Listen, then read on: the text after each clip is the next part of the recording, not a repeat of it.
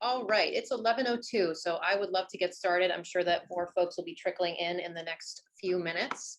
But I want to just say good morning and thank you for being here. Welcome to the first annual LGBTQ Health Policy and Advocacy Symposium, hosted by the Temple Health LGBTQ Alliance Task Force and the Lewis Katz School of Medicine.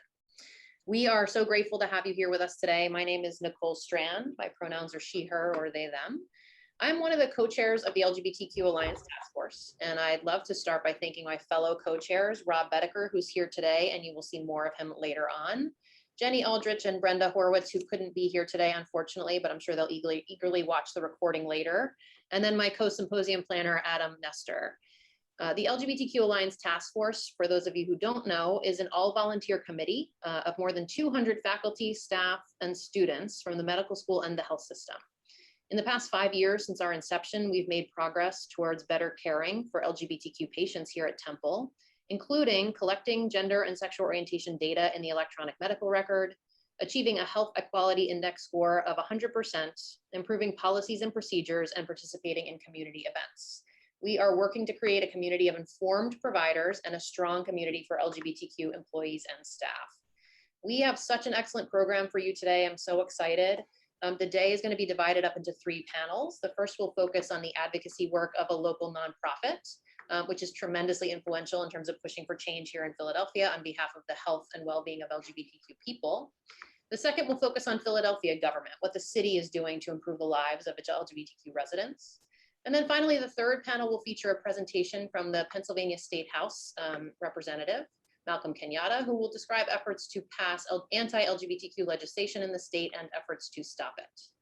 So we hope you'll join us for the whole symposium. We know it's awkward timing, it's in the middle of the day, but don't worry, we are recording this entire event and we will make it available for those of you who have to pop in and out. And we will also have short 4 or 5 minute breaks between these 3 panels. So thank you so much for spending time with us today. We are really hopeful that this event will help our providers become more aware of barriers faced by LGBTQ people and make all you providers even better and more passionate advocates for the health of queer and trans patients. So this is a Zoom webinar. You're only going to see and hear our hosts and our panelists, but there is a Q&A box, which you should see at the bottom of your screen. So feel free to type in questions as they come to you, and our moderators will field them and direct them to the panelists. Without further ado, I'm thrilled to introduce Deonne Powell. Deonne Powell, Esquire, is General Counsel and Chief Legal Officer at Philadelphia Fight Community Health Centers, where he's equal parts advisor to the CEO, as well as members of the leadership team and cross-functional business partner. His job is to identify enterprise risks, opportunities, and the frameworks that govern them in order to help senior stakeholders arrive at actionable, mission-driven conclusions. Deonne takes pride in service to the community as a member of several nonprofit boards, including Homeless Advocacy Project and the Gestalt Training Institute of Philadelphia, where he's incoming chair. That's exciting.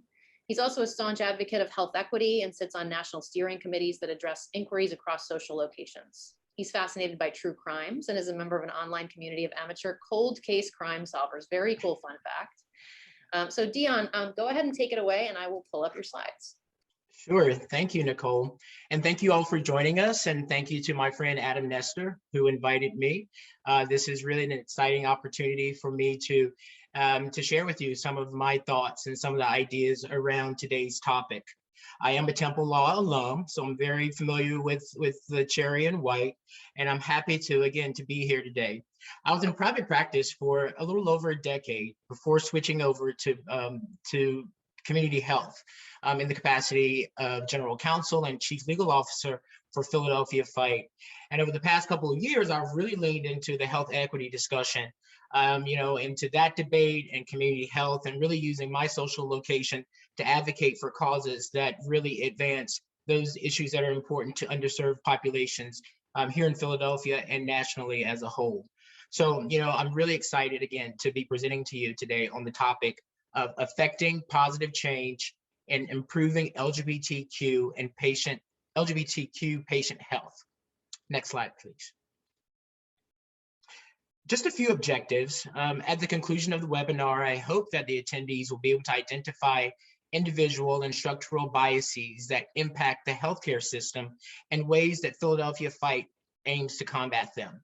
All of the presentation will be through an LGBT lens, and we hope that you'll walk away with a general understanding of culturally competent healthcare theories that impact the LGBTQ community, as well as being able to recognize ways in which principles of human dignity inform the Philadelphia Fight healthcare delivery model. And that is especially important, again, as we discuss issues related to the LGBT community. Next slide. A little roadmap, like there's a 3-part symposium today, I plan to divide my presentation into 3 parts as well. The first part is going to discuss political and social determinants of health. The second part will be an evaluation of issues of human dignity in healthcare, again, through an LGBT lens. And finally, part 3, we're going to focus on Philadelphia Fight, what exactly we are and the role that federally qualified health centers play in quality healthcare and in promoting human dignity. And then I understand I'll be subject to a question and answer session at the end. So I wanted to start with political determinants of health. Some of you may be wondering, why is it that he would start talking about politics when this is a seminar, a symposium that's focused on health disparities?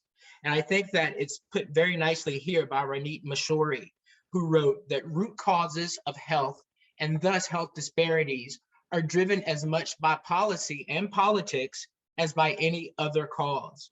And again, I start here because we're in the age of COVID, and we understand that it's, the Band-Aid has been ripped off, and we've actually seen a lot of disparities that have come to the forefront, issues that many of you and I have been aware of, for quite some time. But, COVID really has revealed some shortcomings that we're going to talk about today. Next slide. Along those lines, just think about the politicization of COVID. I mean, that's the best example of the way political determinants of health come into play. Florida and Texas, are reputedly conservative states. It was reported last week that they accounted for nearly 1/3 of all COVID cases.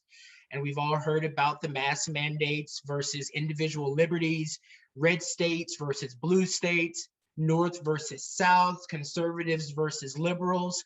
And don't get me started with CNN versus Fox versus Newsmax. The list could go on and on. But again, all of these are ways that we're seeing tensions, and they're all rooted in politics. Next slide. To dig a little deeper, I mean, here is a pretty self-explanatory graph, which again builds upon this notion that there are political differences that are having impacts on folks' health outcomes. I mean, folks are literally dying based upon how they view the world, based upon, in some instances, their political affiliations.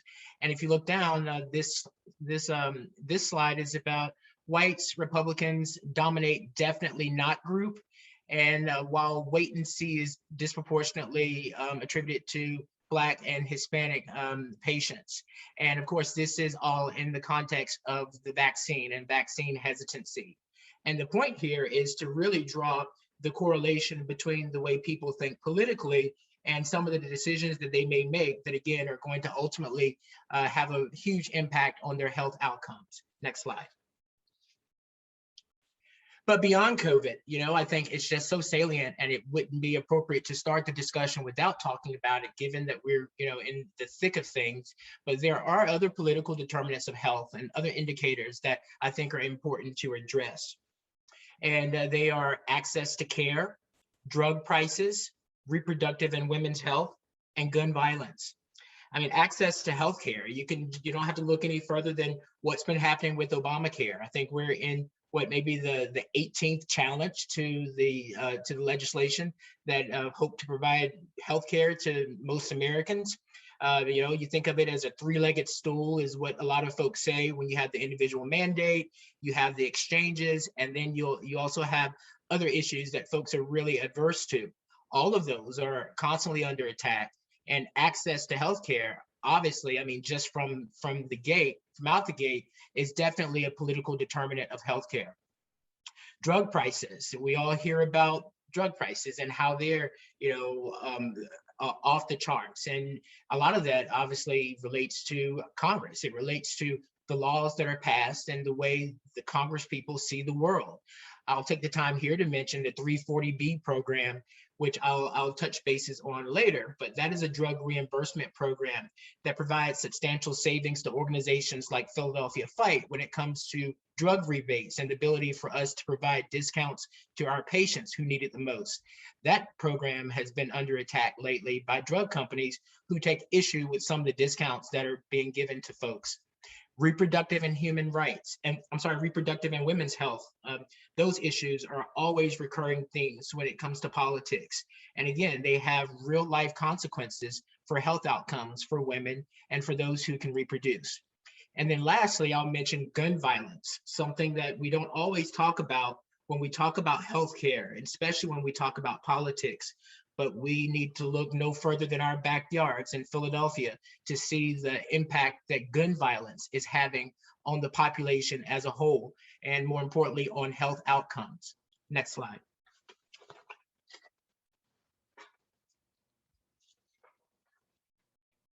There are some ongoing political issues that are definitely impacting the LGBT community as a whole. So I started out by discussing political determinants of health from a grand scale, and then social determinants of health are coming up. But in terms of political determinants of health, when we are viewing this through the lens of the LGBT community, there are two topics that I wanted to touch bases on. One of them is the criminalization of HIV. All of these slides could really be presentations all on their own.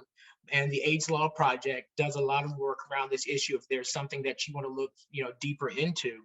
But there are certain states where, and here's the statute, a person can be charged with criminal transmission of HIV when he or she knowing that he or she is infected with HIV, either engages in intimate contact with another, transfers, donates, or provides his or her blood tissue, semen, organs, or other potentially infectious body fluids for transfusion, transplantation, insemination, and other administration to another. The statute defines intimate contact with another as the exposure of the body of one person to bodily fluids of another person in a manner that could result in the transmission of HIV. And it's important to note that the statute doesn't even really contemplate whether or not an HIV infection has actually taken place. And I wanted to read the statute word for word to highlight a few things. One is that it's very complicated, and there is a level of subjectivity, to the statute. And it's important to note that it's really only implicated when there are folks who are LGBT involved. There are a few cases where healthcare workers, have also been brought into the fray and into the discussion. But in terms of politics, this is something that hasn't gone away.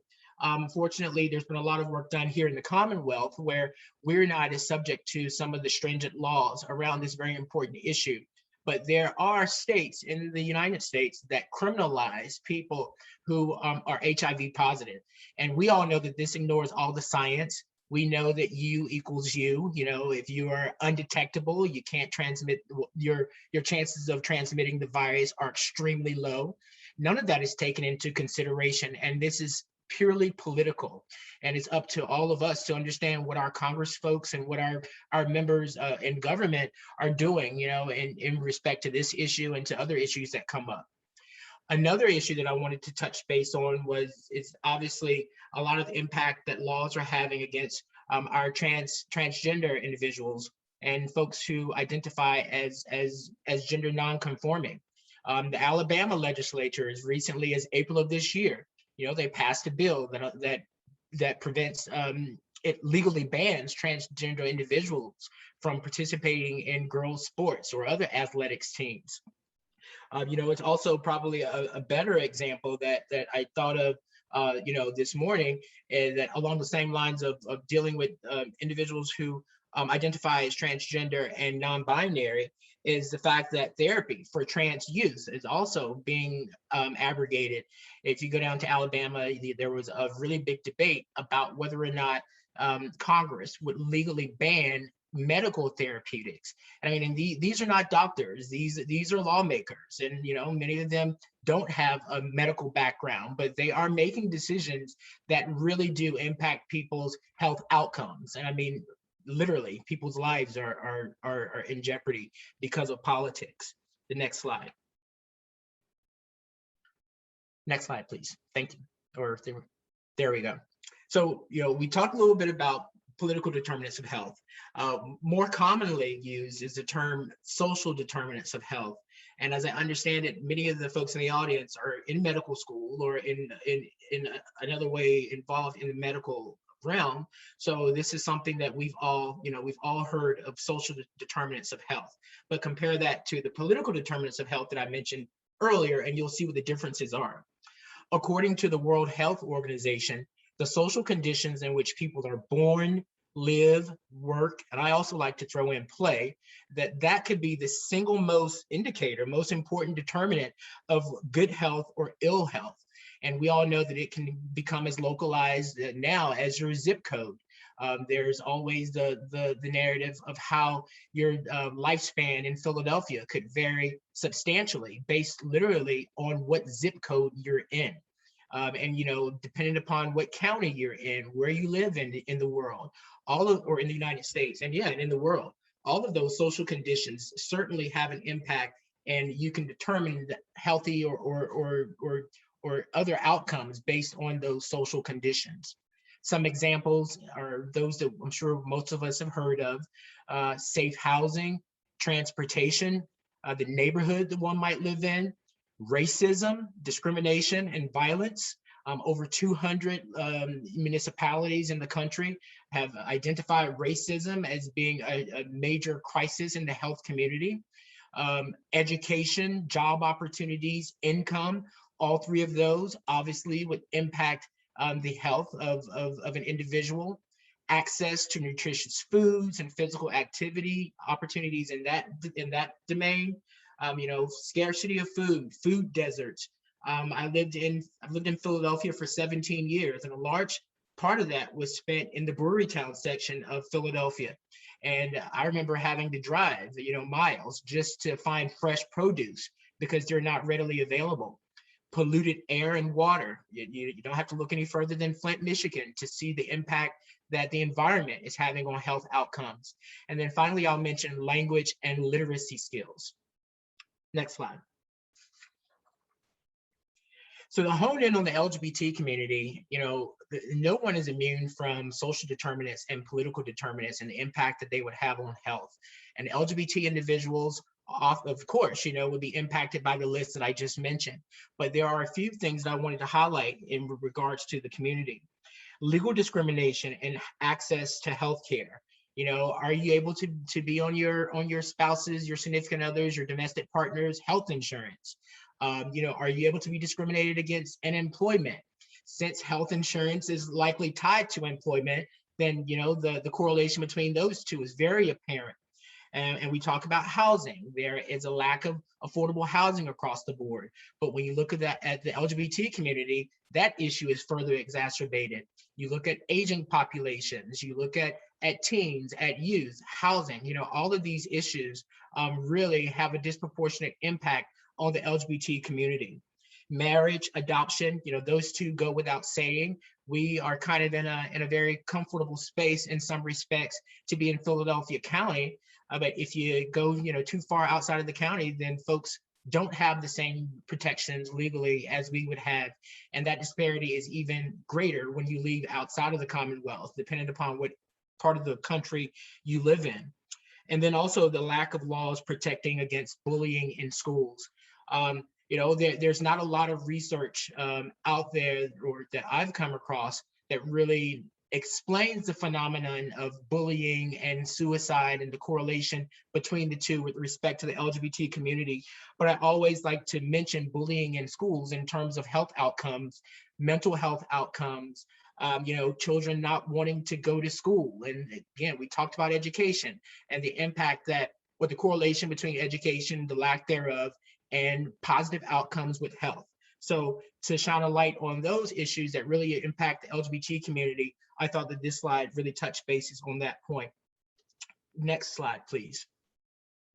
So to shift gears, we started out by talking about the determinants of health. and then we went briefly into zoning in on LGBT issues. At this part of the presentation, I like to go into the topic of healthcare and human dignity, because that's what we're talking about. The topic of the presentation is access to LGBT healthcare. How can we improve that? And I think that it's very easy. You think about human dignity. There was a book written by my colleague and our colleague, Frank McClellan, who is a professor at Temple Law, and it's called Healthcare and Human Dignity. And here is a quotation that I think is very important that puts not only Frank's book, but the issue in context. In healthcare and human dignity, individual worth, equality, and autonomy emerge as dominant values at stake in encounters with doctors, nurses, hospitals, and drug companies. Although the public is aware of legal battles over autonomy and dignity in the context of death, that every patient's need for dignity has received scant attention. Thus, Frank's work is a collection of cases and individual experiences that bring stories to life and establish beyond doubt that human dignity is of utmost priority in the everyday process of healthcare and decision-making. So, that's a very kind of haughty, lawyerly way of saying that the way you treat people matters, and the way you treat people in the healthcare space matters a lot more than folks really realize. And we'll touch bases on some of those issues as we move forward. Next slide, please. Frank's book, he talks about human dignity as lived experience. And in so doing, he weaves these narratives from different communities. He talks about racism in healthcare. He talks about discrimination against the LGBT community in healthcare. And it's all to illustrate the importance of protecting human dignity in healthcare and the role that law can play in encouraging practices and policies to treat human dignity as a predominant value. So, Frank uses that term predominant value, critical value, because that is his takeaway. That is his thesis, that just as important as the diagnoses, just as important as the location of someone's health center and the access and their ease of getting there is how they're going to be treated when they walk through those doors. And that is certainly something that Philadelphia Fight as a community health center is rooted in. And I'm excited to really discuss more with you about that as well. So how does the law define human dignity? That question was left over from another presentation that I gave, but it was really looking at the law, looking at case law, and the way that the courts define the concept of human dignity, and then the way it is applied through different cases, with a very strong focus on malpractice cases and on cases that implicate autonomy in healthcare. Next slide. I wanted to mention one case, and that's the Obergefell versus Hodges case from 2015. I am a lawyer by trade, so this is kind of my go-to. I love to look at the world through the lens of the law. And I mentioned this case because it is one of the few times where the court really addresses head-on the concept of dignity. And it's one of the only cases where the concept of dignity is even used. And in the last sentence, or towards the end there, I'll give you a chance to take a look at the quotation from the case, because it is very profound and impactful. But they ask for equal dignity in the eyes of the law. And I think that is just something that is pretty basic. And you would understand that you treat folks with respect. You treat different encounters with different folks the same as you would treat, your family members. It's all about dignity. It's all about the way you make people feel, not only when they walk through the door, but when they leave. Next slide. And, healthcare offers an environment that's ripe for violations of human dignity. The citation is to page 84 of Frank McClellan's book. And Frank also talks about, where there's a vast imbalance of power between the healthcare professional and the patient. So in his book, in addition to human dignity and understanding concepts of dignity and the way you treat your patient, Frank also does a great job of breaking down the balance of power.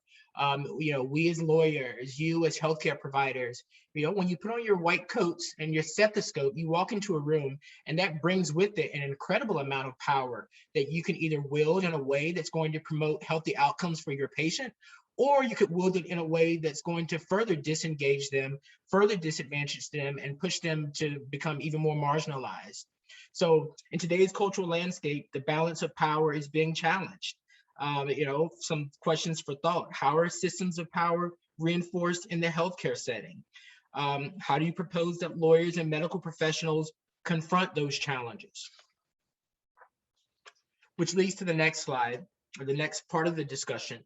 Hopefully I'll give you some tools to put into your toolkits that'll help you advocate not only for LGBT patients' health, but also for patients' health just across the board. Next slide. At Philadelphia Fight, we are a community health center, and one of my colleagues, Dr. Mario Cruz, is the medical director of our pediatrics department. And Dr. Cruz put his understanding of human dignity in healthcare in this quotation that he's devised, and he calls it efficient compassion. For Dr. Mario Cruz, he says that there are three components: respect for your money, respect for your time, and respect for your experiences. He holds himself accountable, he holds his entire staff accountable to those three main tenets. Respect for money. When you walk into any Philadelphia Fight Health Center, one of the first things that you would do would be to sit down with someone who can hopefully counsel you on benefits, and who can walk you through a lot of the red tape that you encounter when you're trying to get medical benefits that you might need. Medicare, Medicaid, CHIP, whether there might be grants for folks who are HIV positive, folks who are experiencing housing instability. The first thing that Philadelphia Fight thinks about is respect for your money. Next is respect for your time. Folks come into Philadelphia Fight and come into your practices as well, with time being an issue. So when you walk into any health center at Philadelphia Fight, one of the tools that I know Dr. Cruz practices, or one of the techniques that he practices, is that he doesn't allow patients to wait too long in the waiting room. As soon as you come into one of our health centers, you typically check in at the front desk, and then you're immediately taken into one of the exam rooms. There you can get comfortable. Since it's pediatrics, it's usually a parent and child. And Dr. Cruz feels that putting the patients into their exam rooms as soon as they come into the health center shows that you respect their time. They're not sitting around looking at the person at the front desk taking calls, pushing paper. They're in hopefully a calm room, a calm setting that gives them the opportunity to reflect, and it shows them that their time is valuable to Philadelphia Fight. And just as important as either of those other two items, respect for your money and respect for your time, is certainly a respect for experiences, respect for individual experiences.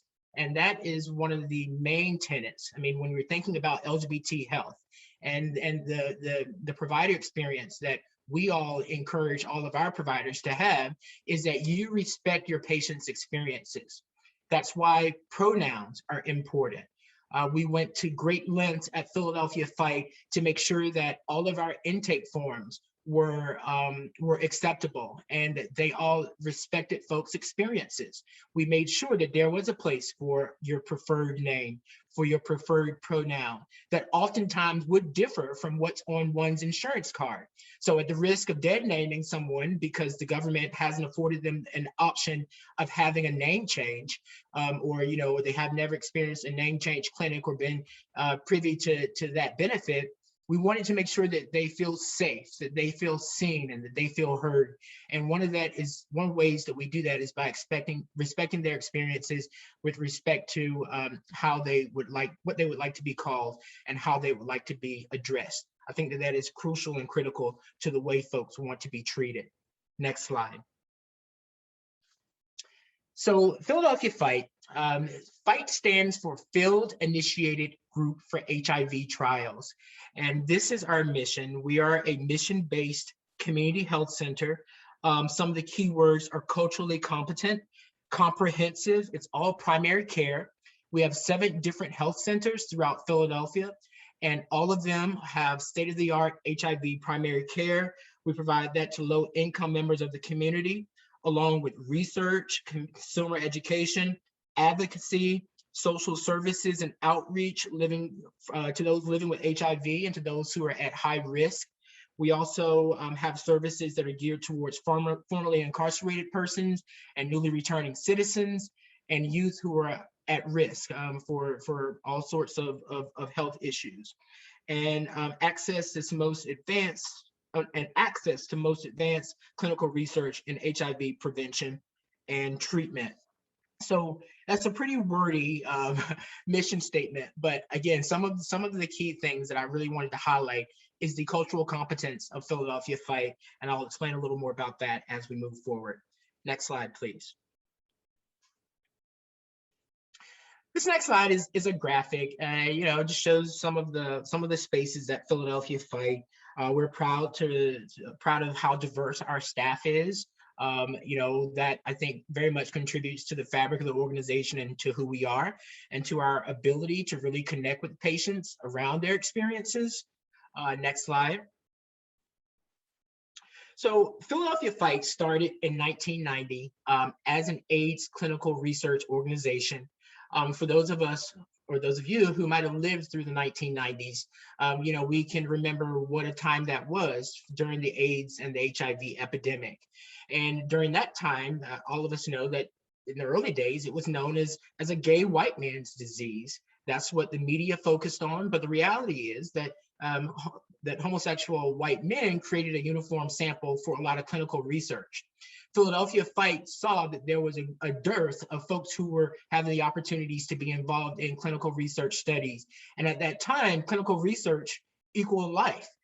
That's where the medications and the therapeutics were being developed. And if you weren't involved in those research opportunities, then chances are at the very beginning that you didn't have a chance. So there was a research grant that was written in 1990, and instead of focusing on those who were already being subjects in HIV clinical research, we focused on people of color, Black and brown folks, the Latinx community, women, children, pregnant women.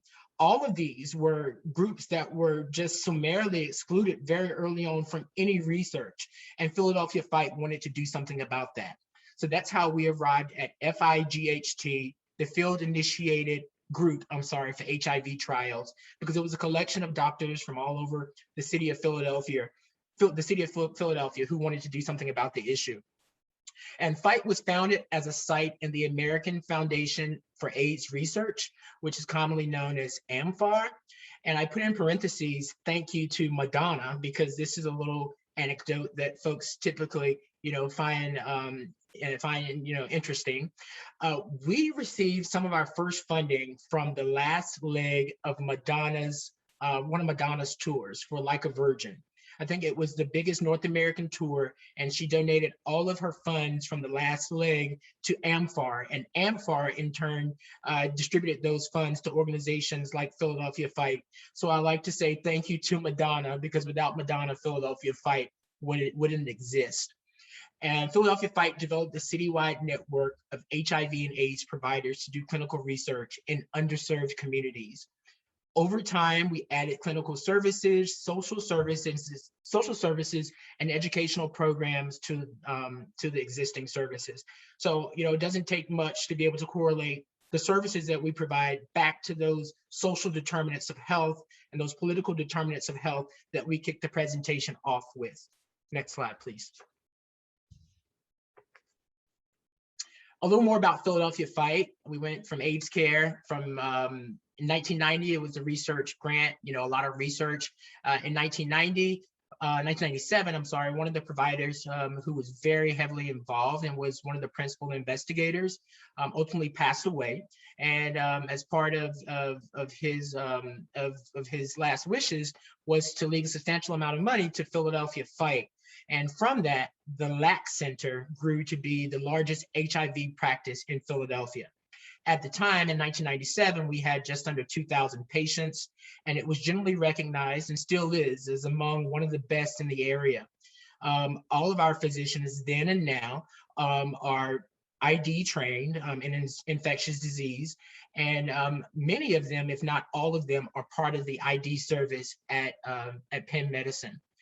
And Fight developed interest in other topics. Project Teach. I have here pages 112 to 113, again, related back to Frank McClellan's book, Healthcare and Human Dignity, which focused also on his work at Philadelphia Fight.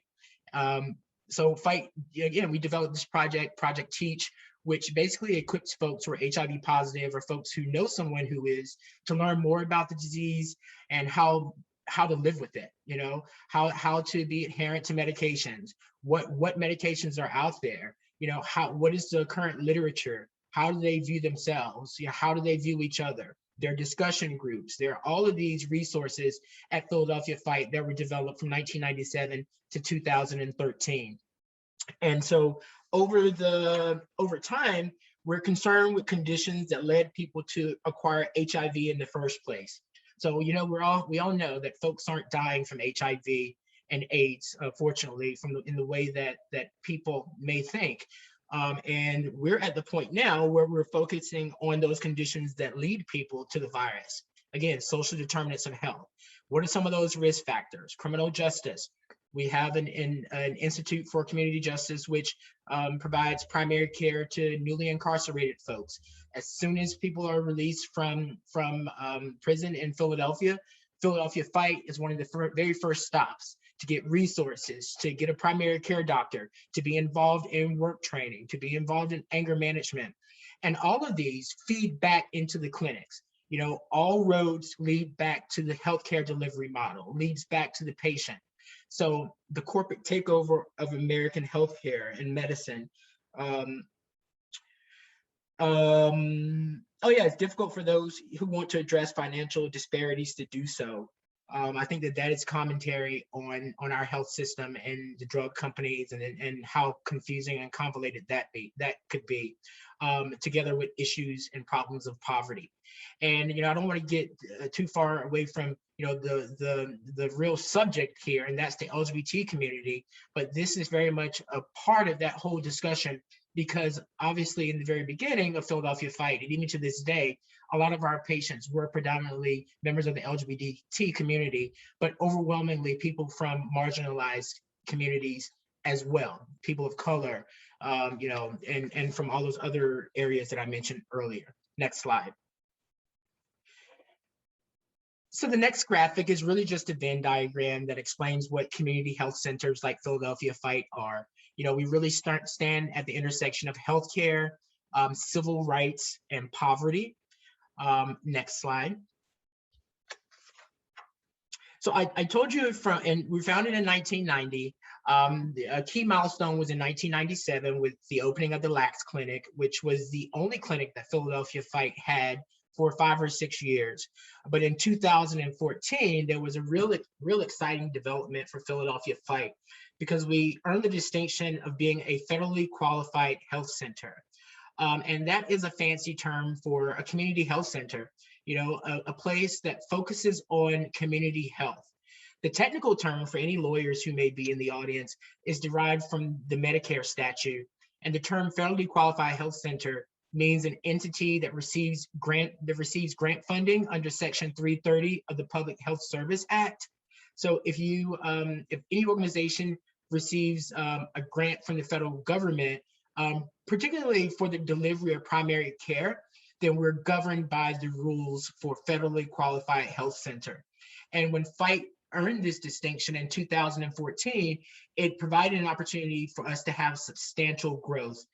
Today, we have about 250 employees and contractors, and we are very proud to report that we are approaching 7,000 patients over 7 different health centers. Next slide. So, you know, what are some of the strategies? I've given you some concepts. You know, I'm a policy person, so I really like to understand the ways in which, you know, policy and politics kind of dovetail.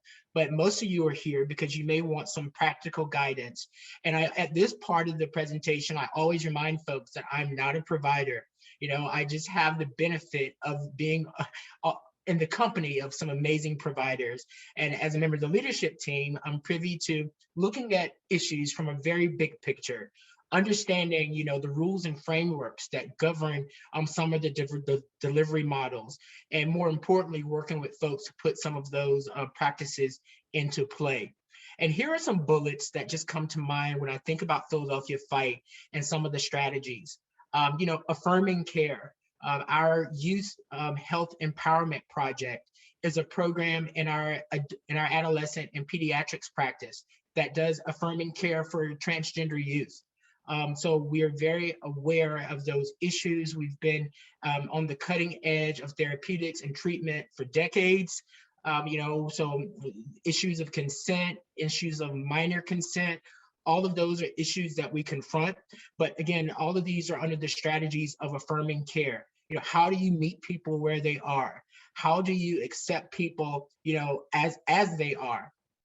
We're also very proud of the fact that we have a very diverse staff of providers. We have providers that identify as LGBTQ and who are very vocal, extremely vocal about the impact that the way we do business and our healthcare strategies impact that has on the LGBT community. We work very closely with the Mazzoni Center, which some of you may have heard. When folks think of LGBT health, especially in Philadelphia, they think of some of the very good work that the Mazzoni Center has done over the decades. And Philadelphia Fight swims in that same pool, that same pond with the Mazzoni Center. But I think that our patient profile is more expansive. And that is because as a federally qualified health center, we have to treat people regardless of their ability to pay. We can't turn people away. And that also encapsulates a lot of folks who are, I like to say that our patients are 1, 2, or 3 of housing unstable, LGBT, children who need insurance, people with Medicare. So we really do target marginalized communities, underserved communities. That's really the focus. And our PrEP program, those of you may have heard of pre-exposure prophylaxis. We have one of the largest PrEP programs on the East Coast, and we're really excited about expanding that with a new hire who is going to be starting at Philadelphia Fight very, very soon. So we're going to be working to expand that program even further than it already is into the community.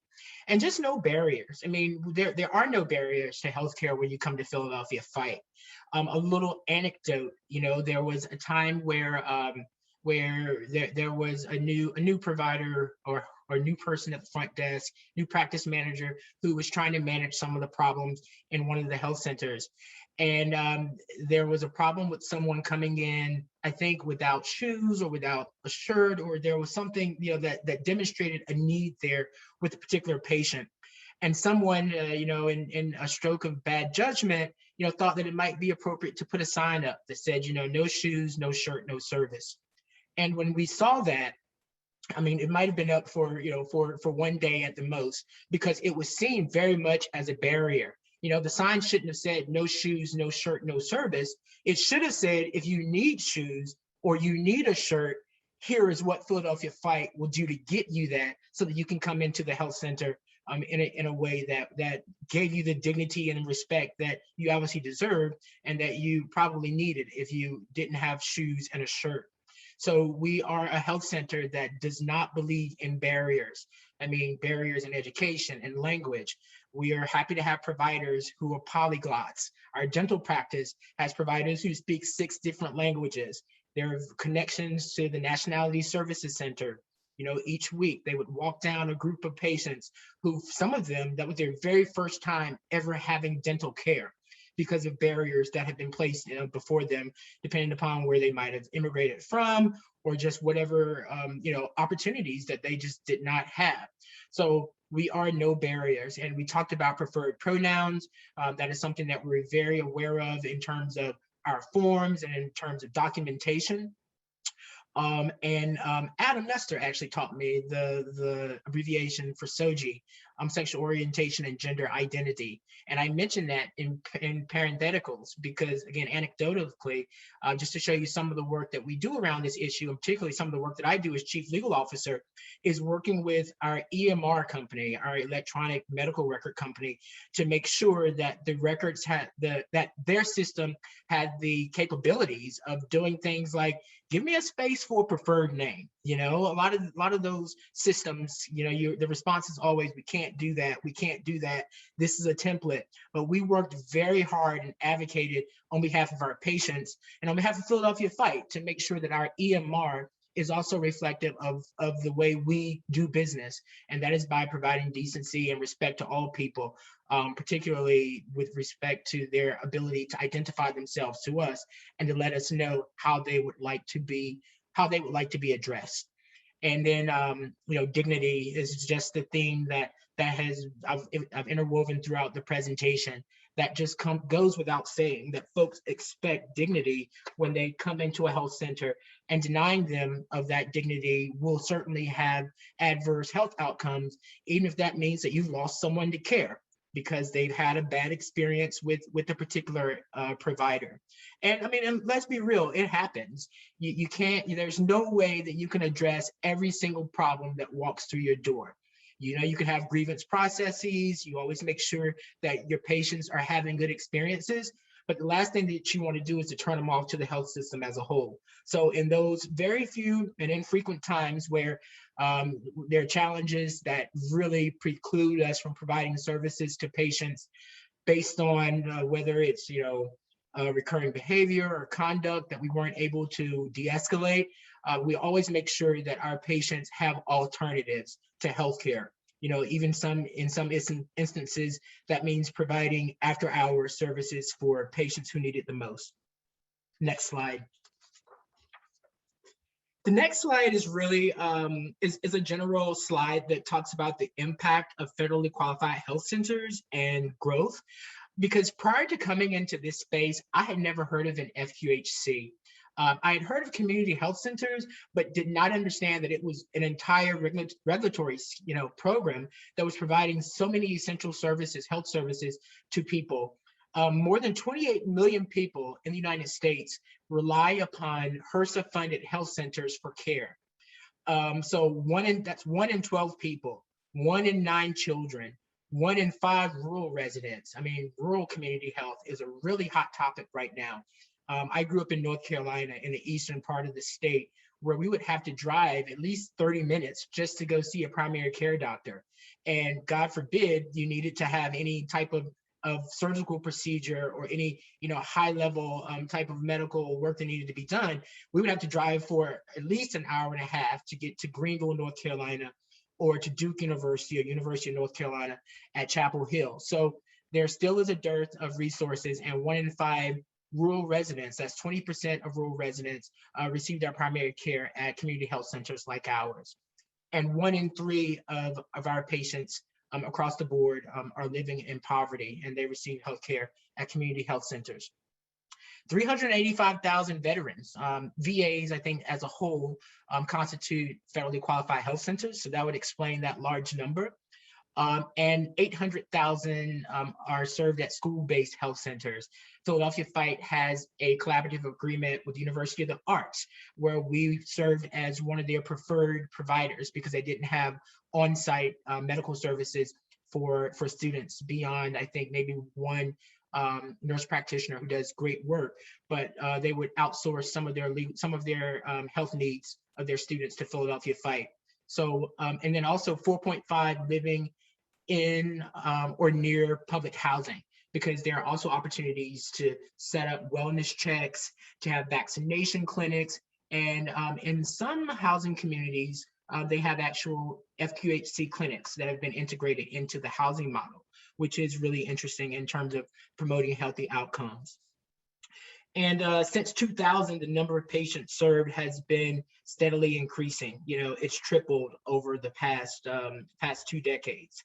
So, next slide would be just some resources. I know we're all academics in some way or another, and this recommended case, this list of recommended cases would relate back to the Healthcare and Human Dignity seminar that Frank McClellan and I presented. And I'm definitely going to talk to Nicolle and Adam about adapting maybe for your task force at Temple. But this is a really good resource if you're interested in learning any more about the way the law looks at dignity and healthcare issues. Next slide. The next slide is a list of recommended books. It's summer, everybody wants their summer reading list to be on deck. So here are some resources. And again, I can't recommend enough Healthcare and Human Dignity. It's not a very long read. it is anecdotal. If I was a medical doctor, it would be essential reading for me. I mean, because it really does put into context some of the issues that folks confront on a daily basis that, providers may not always be attuned to. The book is broken up into chapters, fighting for access to healthcare, power and trust, dealing with bias, class bias, racism in healthcare. There's one particular article here about Miss Shirley Johnson, an African-American woman who went to her OBGYN to be seen for, I think, fibroid tumors. And unbeknownst to Miss Johnson was given a hysterectomy without her consent. And she sought representation from Frank McClellan, who's a lawyer. And, that's a story that Frank always talks about, is the tragedy and the travesty of what happened in the case of Miss Shirley Johnson, that's covered in the book. And, and again, we're all professionals. I know a lot of you are in medical school right now, and this is really the opportunity to ask questions. It's the opportunity to kind of think beyond yourself and to really utilize some of the resources that are being shared broadly now around issues of class, of bias, and how those issues creep into the American healthcare system. I like to distinguish the healthcare system and the law, because folks oftentimes wonder how I made this change. And I think Nicolle and I are going to talk a little bit about that in the question and answer session here in a second. And it looks like the time really got away from me. I did not realize it was as late as it is. But the next slide would be a continuation of the reading list and some more recommended books for you to read. So I'll leave you with that. I could go on and on. Because really, each of these slides in and of themselves could have been entire presentations. I look forward to working with you all to develop the material and the content more if you're interested. And at this time, I think the last slide just says thank you. And it gives you my contact information, because I wanted to definitely make that available to all of you as we pivot back to Nicolle, Adam, and Bob, who are going to put me on the hot seat, I guess, for a few questions and answers. But thank you all for the courtesy of your time.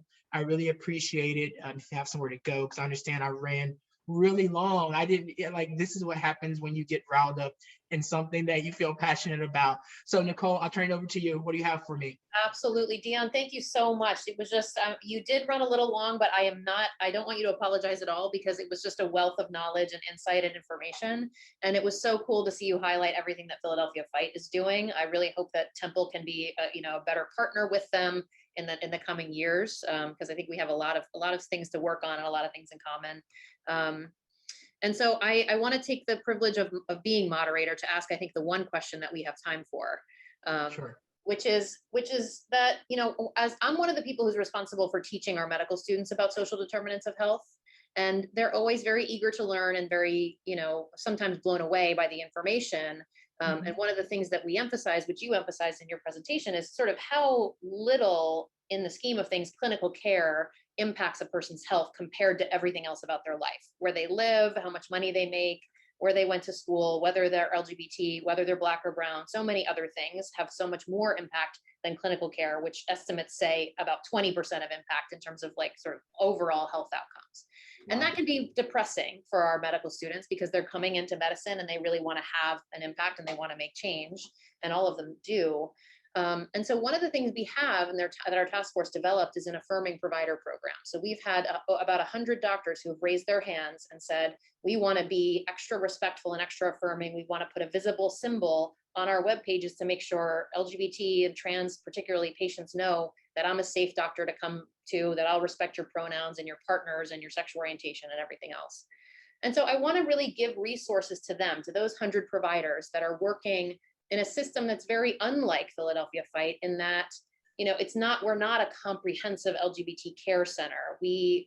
I'm looking at, I took a picture of Dr. Cruz's Efficient Compassion, which I love so much. Respect for your money, respect for your time, respect for your experiences.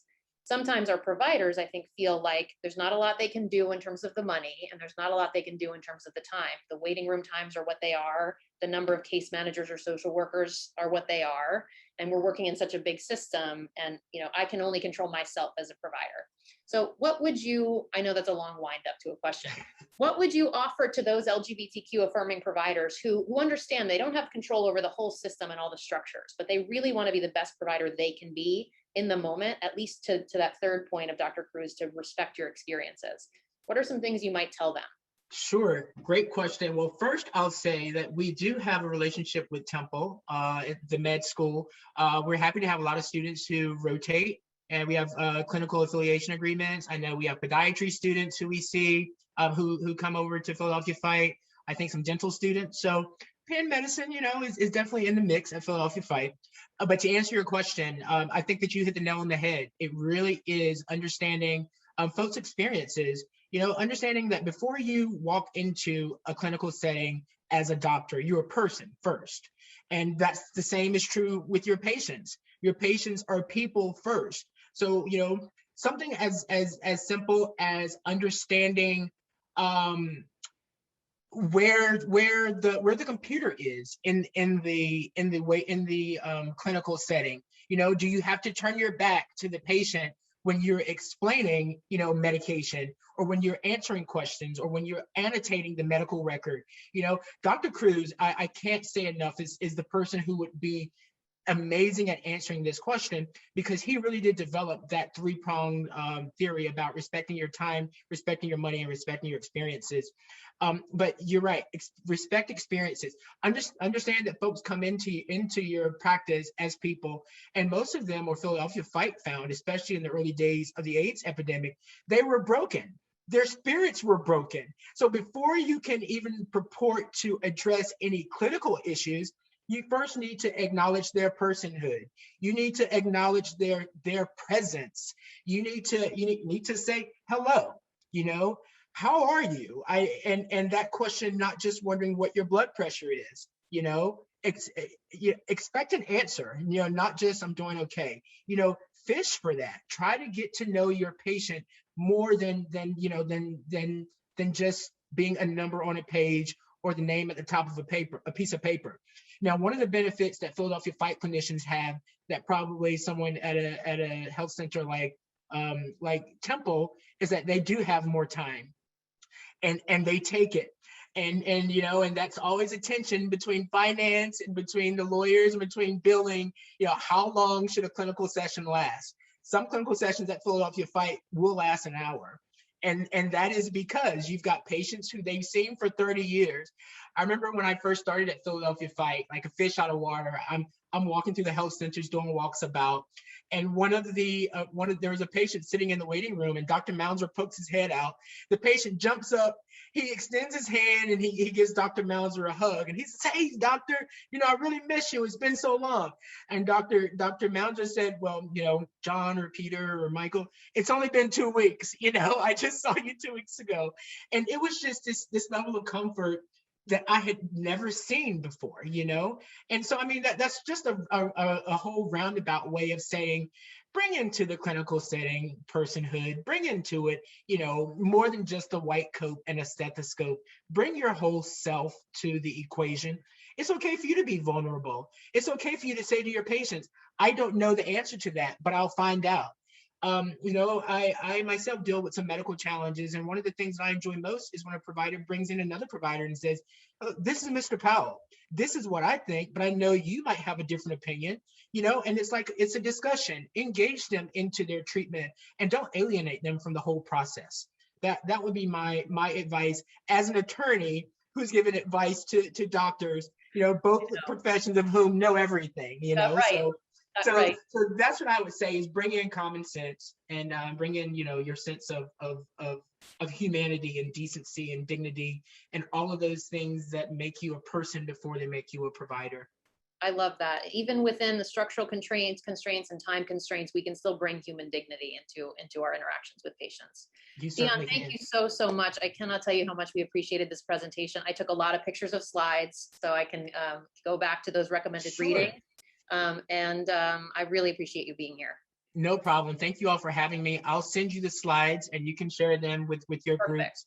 And this is a task force, and it's, if you have an audience of folks, you're doing everybody a disservice if you don't leave without an ask. So that's my ask. Your task as being on the task force is to pick up Frank's book. It's like $20, and it's like beach reading, it's bus reading, it's office reading, and it's really approachable. And I think that you all will glean something from it. All right. Amazing. Amazing. Thank you so much. Thank you. Take care. I'm going to pass it off to Adam to get us started on our next session. Adam, are you there? Thank you, Adam. Yes, I am. Great. So I'm going to ask everyone to bear with us for a couple of moments. I believe our next presenter is with us. I'm just going to set them as a panelist.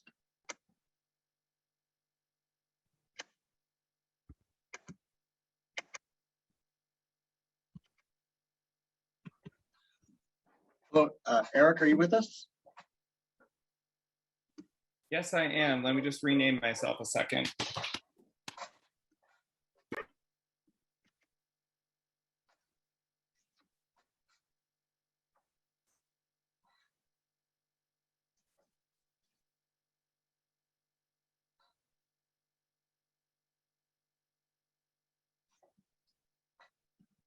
Okay, great.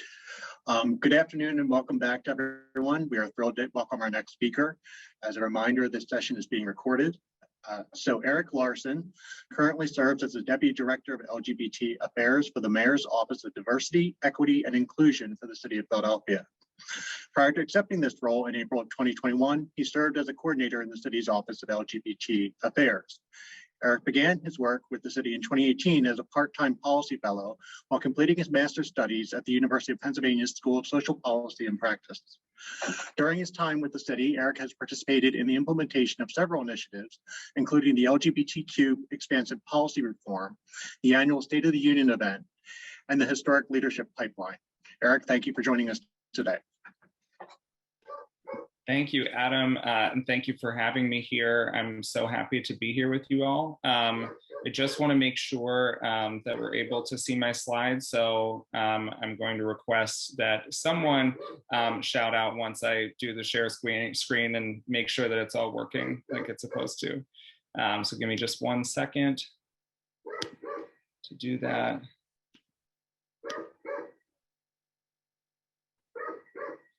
Are we all good? Can we see my screen and my slides?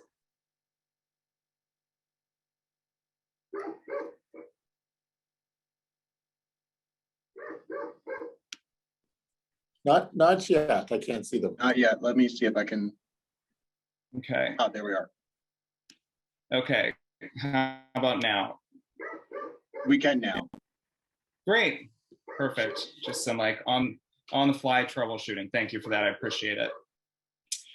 So hello again, everyone, and thank you to Adam, and thank you to the LGBT task force at Temple. Thank you all for being here today. I'm so happy to join you all for this presentation. Again, my name is Erik Larson. I use he, him pronouns. I am the Deputy Director of LGBT Affairs for the City of Philadelphia, and I'm so glad to join you all today. I always feel a warm welcome when I come to Temple. I've spoken at Temple a few times, and so it's great to be back here and talk about something that's very near and dear to my heart, which is the intersection of advocacy and policy, and how that affects the lives of LGBTQ people here in Philly. So thank you again for having me today. Here's just a brief outline of what we'll be talking about in my portion today for the symposium. So I'll start by giving a little background about who I am and who we are at the Office of LGBT Affairs, and then share out about our work over the course of the pandemic and how we mounted a targeted response to support the city's LGBTQ communities. I'll talk a little bit about our process with an acronym we call the PACE approach, which informs our policy work. And then finally close with a few policy highlights and some of our advocacy work and a bit about what to expect from our office in the months to come. So, as I said, I work at the Office of LGBT Affairs, which is housed in the Mayor's Office of Diversity, Equity, Inclusion here in the city of Philadelphia. The Office of LGBT Affairs works to foster equal working and living conditions for LGBTQ people and to advocate for LGBTQ issues in all areas of city government. So our office was initially created in 2008 by a mayoral executive order by then Mayor Nutter. And then the office became a permanent part of the city's charter following a public vote via ballot initiative in 2015. On the right, there is a graphic with a bit about the core values that guide our work in the office, including social justice and fighting for equality and equity for all Philadelphians, equity specifically ensuring fair outcomes, access and living conditions for LGBTQ people, anti-racism, so fighting racism and white supremacy, pride, which is our outspoken celebration of identity, communication, being open and having frequent exchanges with all of our community members, and most importantly, probably collaboration, which is including community voices in all of our projects and plans. It's interesting to note that our office is one of only a handful in the entire country which is designated with the official capacity and full-time staff to advocate for LGBTQ civil rights in municipal government. But we collaborate pretty frequently with partner offices in other cities through an informal network, specifically with our colleagues in Atlanta, DC, San Francisco, Chicago. On the right of this slide, there is some headshots and photographs of previous leadership and current leadership of this office over the years. So in its early stages before the office was actually officially formed, Michael Hinson was an LGBT liaison to the mayor from 2001 to 2008. You'll also see Gloria Caceres there, who was a beloved community leader and figure who sadly passed away in 2014. Some of you may recognize Gloria because her face was on a mural that was in the neighborhood until fairly recently. And so you may have heard about that. It was certainly a pain point for many in the community when that mural was demolished back just around the holidays, the end of the previous year. And then up until the immediate predecessor of our current leadership, Amber Hikes, who I'm sure many are familiar with, and those who have had the pleasure to meet her will understand why. And also our current leader of the office, so Selena Morrison, who has been with the office since March of 2020 and is the current executive director of the Office of LGBT Affairs. So on this slide is a little bit of information about the Mayor's Commission on LGBT Affairs. The commission is another critical component of our office team and work. So it is comprised of leaders from nonprofit organizations, activists, community advocates, folks that work across all areas of social impact across the city. And it is an entirely volunteer-based commission, but they are an essential liaison between our work within the city, but also working with our communities on the ground. And they're sort of an additional arm of the work of our office. So they work really with us to amplify the work that goes on and make sure that that is being disseminated amongst community as well. So as I'm sure you're aware, and as was discussed a little bit previously, LGBTQ people exist in every community of people across intersections of race and age and ability status, socioeconomic background, national origin, religious affiliation, what have you. And often one's LGBTQ status, particularly if it intersects with another historically marginalized group, informs unique challenges and experiences that are faced by folks in our society today. I know Deonne was speaking earlier about social determinants of health, and certainly LGBTQ status, along with how it interacts and intersects with those other identities, is one of those determinants. The challenges that are faced by LGBTQ people already, with regard to health outcomes and healthcare disparities, or economic inequity, housing or food insecurity, all of those have become even more pronounced over the course of the pandemic. And part of that reason is because our society is just not inherently set up to be affirming to LGBTQ people. And so a significant of our focus of work in the office here is to find ways to address those disparities and then ensure that one's status for anyone experiencing adversity here in the city of Philadelphia. So one of the ways our office has worked to mitigate those disparities was with the creation of a digital resource guide in the early days of the pandemic last year.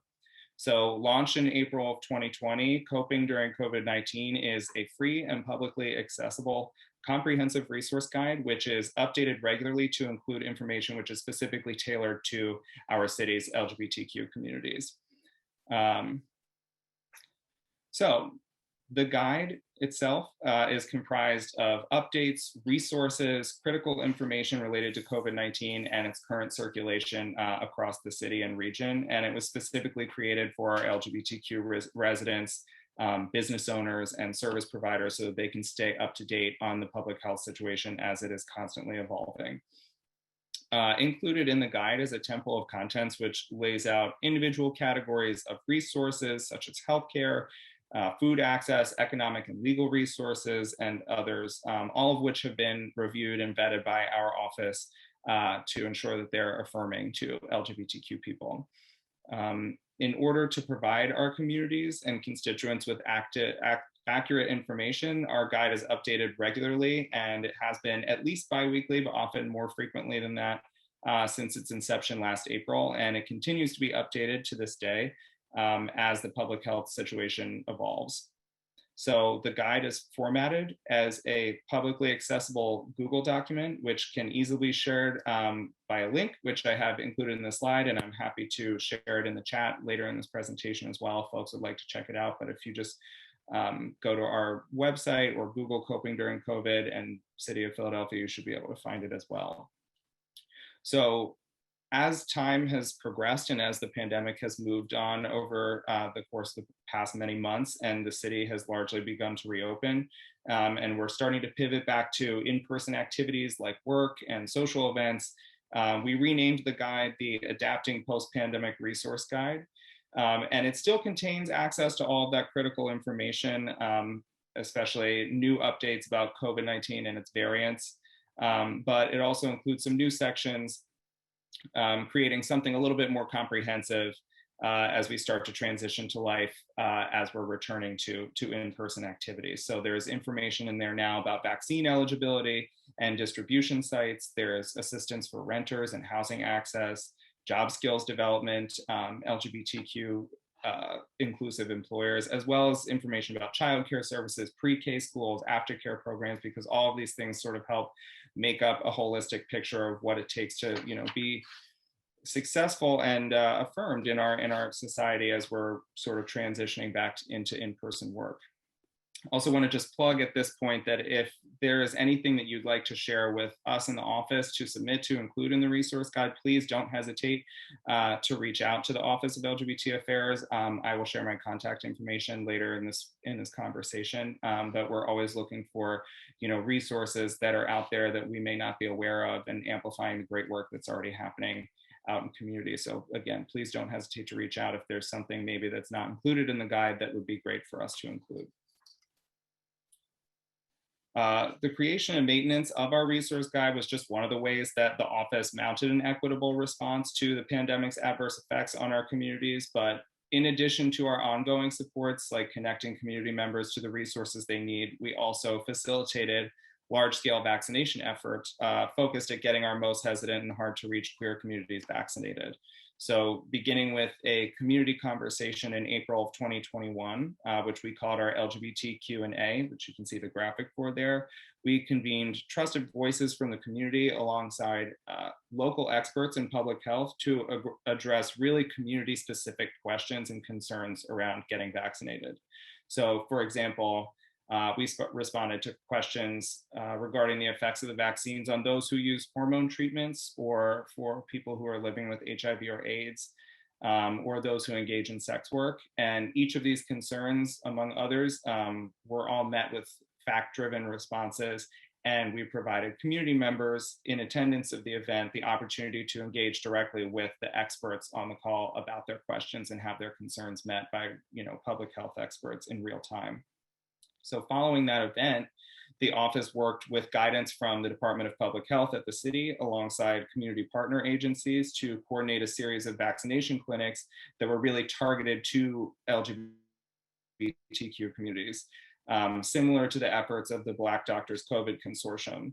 So in order to ensure that we had equitable access to our community members, we held clinics in neighborhoods across the city and leveraged existing sites where community were already receiving healthcare or accessing social services. So for example, the Mazzoni Center or Philadelphia Fight, who you heard from earlier.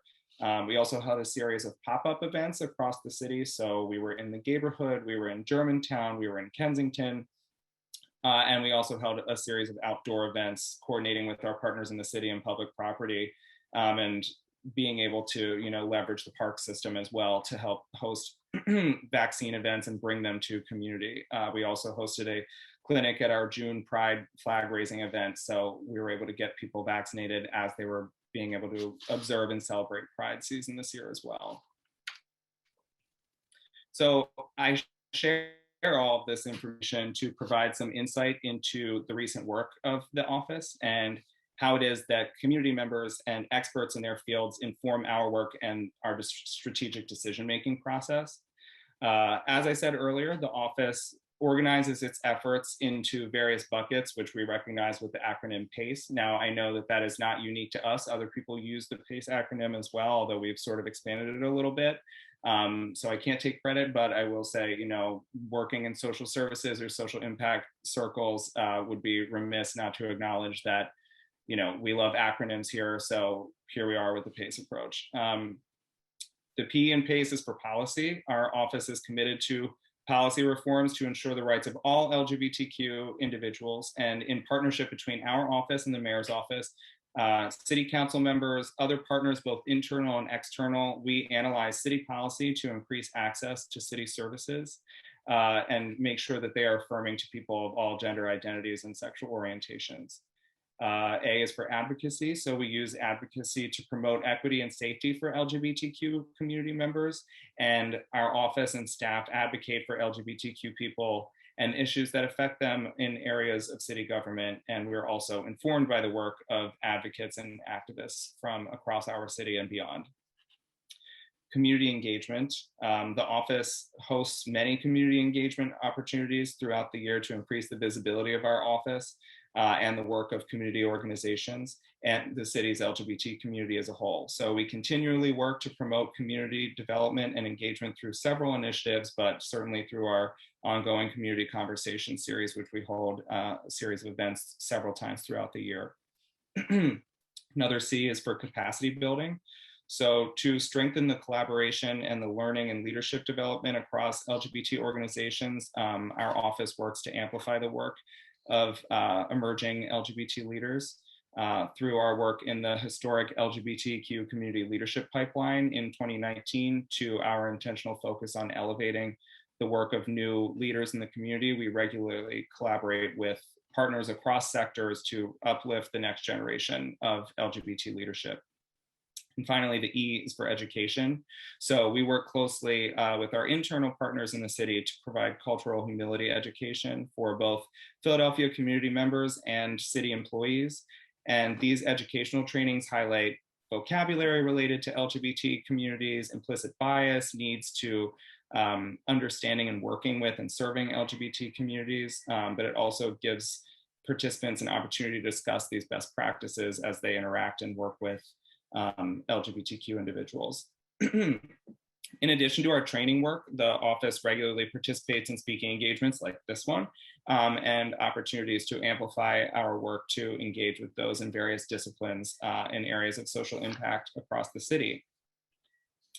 Being that this is a policy and advocacy symposium, I want to take the opportunity to talk in some more detail about some specific recent policy highlights and how they came to be informed by the work of LGBTQ advocates.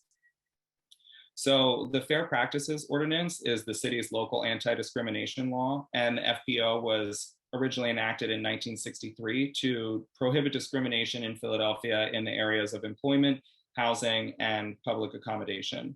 And it covers over 16 protected categories, including both gender identity and sexual orientation. And the most recent legislation updated the definitions of these to reflect current understandings of these terms, which is a really important part of policy work, which is ensuring that it is kept up to date with the world that we're living in today and the reality of people's experience as it exists today.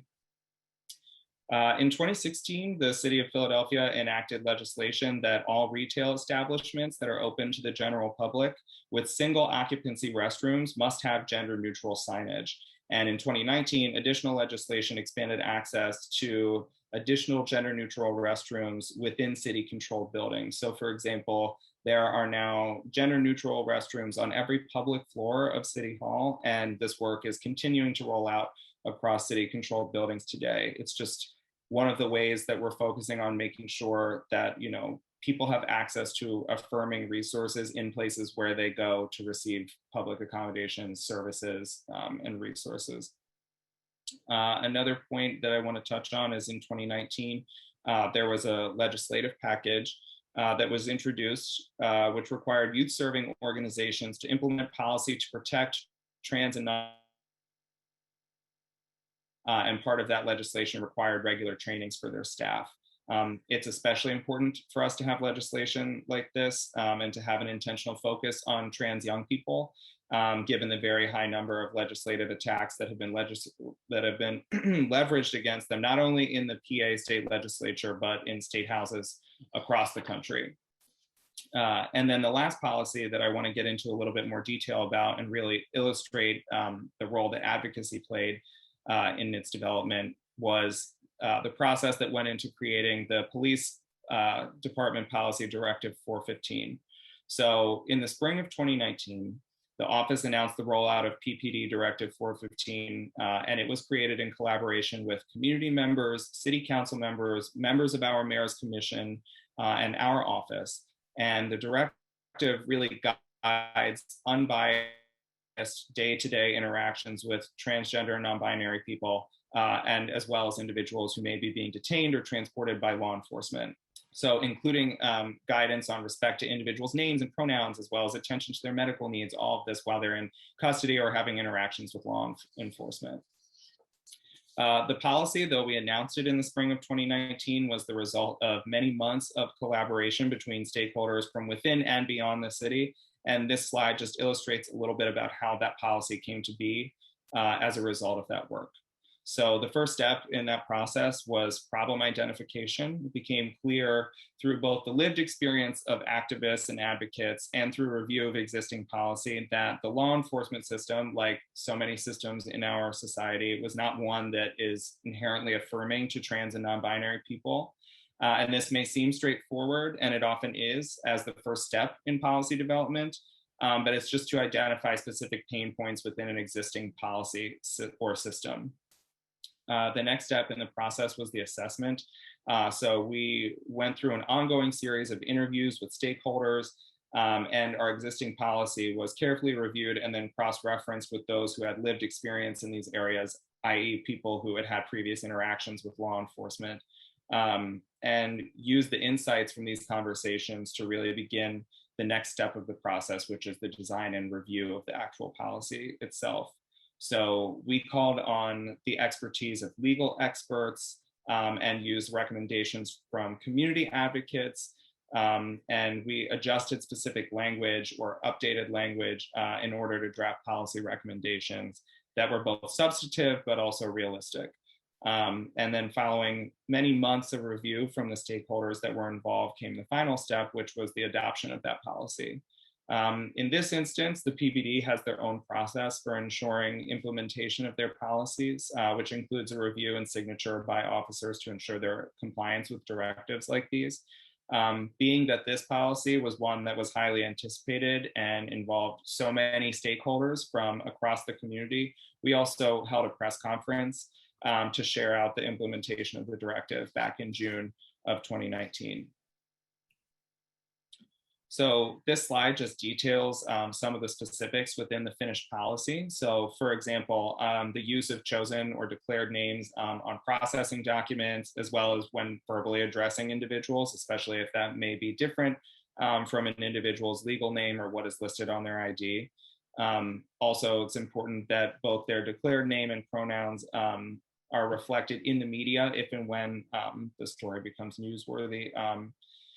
We also wanted to ensure the opportunity for individuals who are being searched to express preference for the gender of the officer that's performing their search, and also, and very importantly, ensuring that anyone who is taken into custody has the opportunity to address their immediate medical needs, and that includes anything that's related to hormone therapies.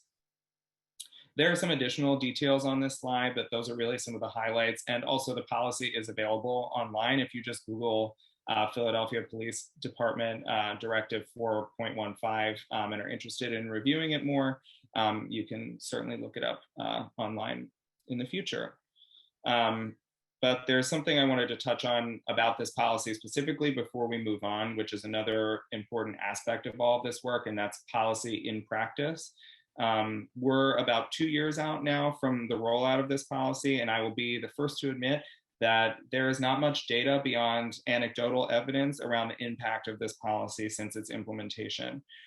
So as I've referenced before, policies really need to be regularly revisited to ensure that they're achieving their intended effect, and if necessary, be revised to correct for any unintended outcomes. So we are in the process of reviewing this and many other policies as we move through our work here in the city. But I just think it's important to be transparent about that process and just speak really honestly about the work of policy development and it not ending once something is implemented and rolled out, and that it's important to regularly revisit and adjust and course correct as needed.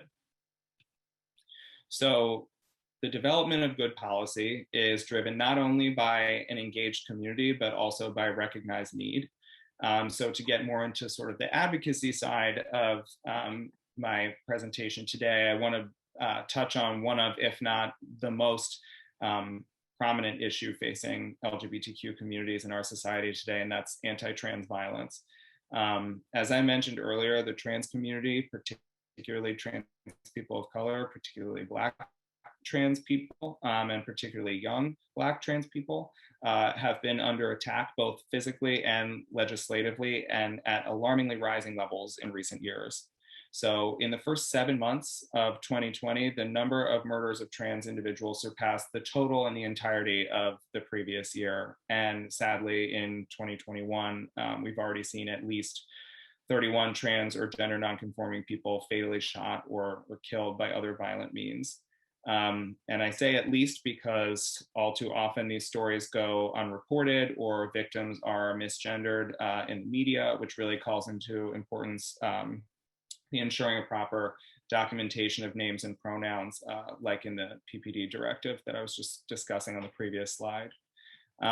Last year alone, there were 2 murders of Black trans women here in Philadelphia, which sparked community outrage and really elevated the need for statewide legislation to elevate the attacks of these women in the community to hate crime status. It's clear that there is an urgent need for greater protections for our trans community, including passing laws that would eliminate the trans panic defense as a legal strategy for those suspects accused of committing violence against trans people. So the trans panic defense is a legal strategy in which a defendant claims they acted in a state of violent, temporary insanity and committed assault or murder because of unwanted sexual advances. And nearly a dozen states across the country have passed laws banning the use of the trans or gay panic defense, but no such law exists yet in Pennsylvania, much less on a federal level. In addition to the seriously lacking legal protections in many areas across the country, as I said, the trans community is also under a legislative attack with a really disturbing uptick in the recent months. So this year so far, at least 25 states have introduced dozens of bills. Many of them are specifically targeting transgender youth. It's important to say that while Philadelphia's local anti-discrimination laws, the Fair Practices Ordinance, or the FPO that I was mentioning earlier, protect against discrimination on the basis of gender identity, it is important to speak out against lawmakers who propose discriminatory legislation against trans people. Supporting our trans communities, and especially trans communities of color, is critical, especially as they're continuing to endure both the dual epidemics of COVID-19 and ongoing anti-trans violence. So at the bottom of this slide, there are just a few examples of some ways that you can show support for trans communities in the future. So, with your resources, donate your resources, your time or finances to organizations that are led by trans people of color. Another important thing is to, not reinvent the wheel, but really, support the trans community members that are already out there in community doing the work, because there absolutely are people in community that have, been doing the work for a long time and sounding the alarm about these issues for a long time before they become, prominent national issues. And then also help, do your part to create spaces of gender self-determination where, all identities, gender identities, sexual orientations, experiences are affirmed and, not stigmatized. To bring all of this sort of wrapped up before we move on to sort of a Q&A conversation, I just want to talk about some upcoming initiatives coming out of our office in the coming months. So as I said, since the onset of the pandemic, the office has dedicated focus to ensuring that queer Philadelphians, trans and non-binary people, people of color, immigrants, people with disabilities, elders, youth, people who live at the intersections of all those identities, making sure that all of those most marginalized in our community have access to the critical recovery resources that they need. And not only that they have access to them, but they have access to the resources that are affirming to their identities. So moving forward, our focus is going to be on creating greater equity for those vulnerable communities because it's more critical than ever now. Building the office's capacity is just one way that we plan to do that to help facilitate the access to these services. But it will help ensure that we have a recovery that is targeted on really supporting the communities with the greatest need. So in the coming months, our office will be focusing on expanding the Mayor's Commission on LGBT affairs and ensuring that it is really reflective of the diverse communities that we serve, because we really believe that representation across all aspects of identity is so critical to ensure the equitable distribution of resources. We'll also continue to support vaccine initiatives and getting our remaining communities access to vaccination and finding ways to engage with community partners who are already doing excellent work as trusted messengers to our LGBTQ communities across the city. And of course, also just stay up to date on the latest public health guidance and making sure that that information is reaching our communities in need and that we're able to continue to operate as a resource to them to get them connected to any resource and information that they can get from us. So at this time, I do want to open this up because I want to make sure that we have time to discuss and have questions and talk a little bit. So I'm happy to make space for that now. I can also, maybe it's best to end on this slide so I can leave this open while we kind of discuss. This is just the contact information for both myself and the executive director of our office, Lena Morrison. It also has where you can find us on social media. So we're at Philly LGBT Gov on Facebook, Twitter, and Instagram. And our office's phone number, as well as both of our emails, are on there. So please don't hesitate to reach out to me if you're not able to see this presentation live, or if you come up with a question after we leave today. My information is here, and please, my door is always open. So I'm always happy to discuss the work of the office. But yeah, at this time, I'm happy to take any questions that folks may have and discuss in more detail any of this information today. Well, thank you, Erik, for coming and speaking to us today. I really appreciated your presentation and your insights. One question that came in is that your office works regularly to engage the LGBTQ community on a wide range of issues that affect the lives of Philadelphians. For the past several years, the office has worked to foster and support a series of conversations around the diversity of the LGBTQ community in Philadelphia. Since our audience today is primarily healthcare practitioners, could you speak a bit about the type of relationship your office hopes to have with healthcare practitioners and what the office would be interested in hearing about from the health systems that we have in Philadelphia in general? Yeah, sure. That's a great question. Well, first of all, I will just say I'm just pleased to be in the presence of so many great healthcare practitioners and healthcare professionals today. It has certainly been a dedicated focus of our office in recent months and years now over the course of the pandemic, but certainly even prior to the onset of COVID-19, we were really focused on helping alleviate disparities in access to healthcare, and any of those disparities that are experienced by our community whenever they go to access healthcare services. So I'm so happy to be here just to engage with all of you about this today. But excuse me, I think one thing that is really important to recognize is the role that data collection plays in recognizing issues in any system, but certainly in healthcare systems too. I understand that Nicolle brought that up a little bit earlier about some of the work that the task force has done in their time, and I'm so pleased to hear about that. I think it's really useful for us to think about when we see disparities in systems. We can use the information that's available to us through data collection to really address those through both advocacy and policy change. As I was saying earlier, all too often systems are just not inherently set up to be affirming to LGBTQ people. So it's important that when we become aware of pain points in a system, that we address those with the information that's available to us, and then reassess that work over time. And I think that a big part of that is having data collection systems in place, and ones that are affirming to LGBTQ people, whether that's on intake forms, making sure that things use gender neutral language, or that you provide expansive options for people to be able to self-identify.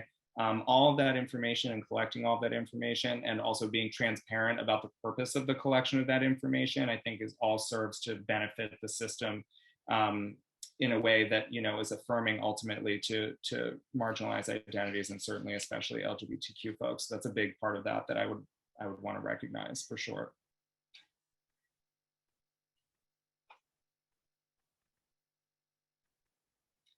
You're muted, I think. Thank you. Sorry about that. Was trying not to do that. As you might imagine, looking forward after a very challenging year, what do you see as the opportunities for your office and our audience to improve the lives of LGBTQ people across the region, and where can we have an impact? Yeah, that's a great question too. So I think one of the things that I would say is being proactive about the ways that we can improve LGBTQ people's lives, and not just LGBTQ people, but people that are part of any marginalized group or several. I know that I've spoken a lot about more sort of reactive policymaking today, but one of the things that I would challenge people that are in this call or on this conversation today is to think about how we can proactively work to make the spaces that we occupy more affirming to those groups, not just in our professional lives and environments, but also in our personal lives too. I think part of doing that work really involves interrogating your surroundings, and to begin to think of the ways you take up space and move around the world, and imagine areas where you've experienced challenges in the past, and how those challenges may be different or are more difficult for someone in a different circumstance from yourself. So I would say definitely think about that work, and also draw on the lived experience of those who are experts in these areas, and really listen to their recommendations as you think about making changes in your personal and professional life. And also, yes, I will say this 1,000 times, compensate these people for their time and their work and their energy as they inform you, because good policy work or positive changes are certainly made from including and centering people with lived personal experience about any given issue, and then knowing what can be done to address those issues moving forward. So definitely making sure you're engaging with people who have been through these things before, and are willing and able to share their experiences for this benefit, and then compensating them fairly for that time and energy, I think is so important. Thank you so much.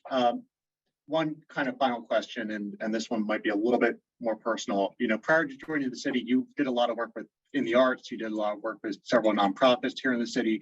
How do you think that's informed the way that you approach policymaking and your work with the city in a public capacity?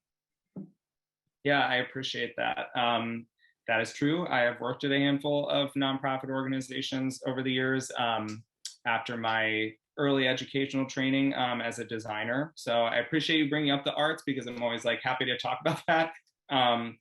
And it may not seem like there's a direct link maybe between that work and like policy work, but I certainly use design thinking and my training as a designer all the time in my work in public policy. One thing that I think is interesting to think about is the role that good design can play in policy reform and addressing social issues. And a prime example of that related to that is the More Color, More Pride rainbow flag, which we've seen throughout the course of both this presentation and Deonne's presentation earlier, which is the rainbow flag with the black and brown stripes on it.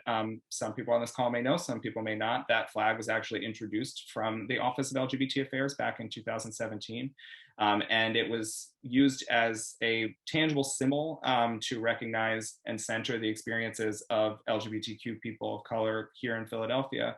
And it was after a report that was released from the Philadelphia Commission on Human Relations back in 2016 about countless widespread examples of racism and discrimination across the neighborhood and in areas of public accommodation. And so the work of the then executive director, Amber Hikes, and the staff of the office at the time really focused on creating a visual symbol that could be used as a representation of the office's commitment to addressing those issues and centering that work moving forward. And so that's like one example that I feel is a pretty high profile one, because certainly it's used around the world now and increasingly in recent years. But that is certainly one of the ways that, you know, the work of design can be used to draw attention to and center social issues like this. And so I think about that all the time in our work, because it's really interesting to be able to use kind of the skills of a designer to work through processes or experience systems and think, what ways can we, like, you know, revisit these systems with a designer's mindset to make them more accommodating and affirming to everyone's experiences. And so the More Color, More Pride flag is a perfect example of that, and one that has come from this office in recent years. So I find I draw on it all the time and I love talking about it. So I appreciate the question, but certainly there's countless ways that I, you know, use that to inform the work that we do here in the office now. You're on mute again, I'm sorry. I am particularly not good at that. Thank you for sharing that history with us again. I really appreciate you sharing that.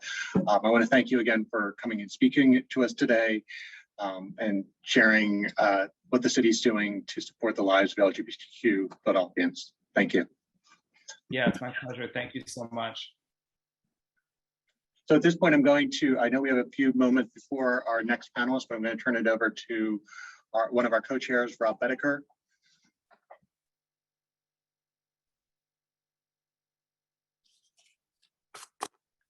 Great. Hello, everybody. Just wanted to make sure. I know there was some concern that Representative Kenyatta might not have been able to make it, but is he available? Adam, do you know?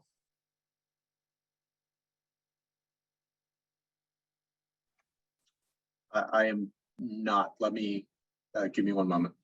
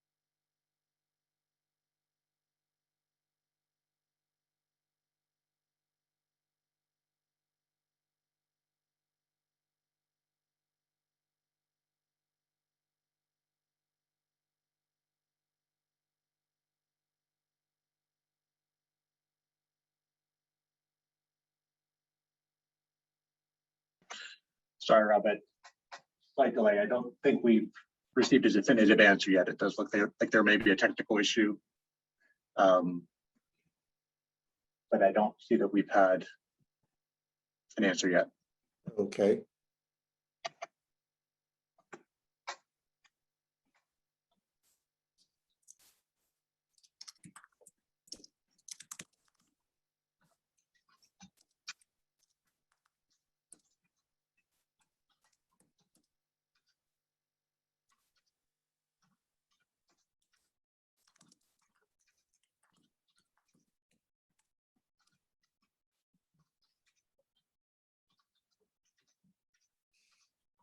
Well, we're waiting for confirmation from Representative Kenyatta's office. I could ask the audience if they had any questions about Temple Health and Temple Health's role in reaching out to the LGBT community, especially here in North Philadelphia, where we're attempting to address issues of intersectionality between race, ethnicity, as well as sex and gender minority status.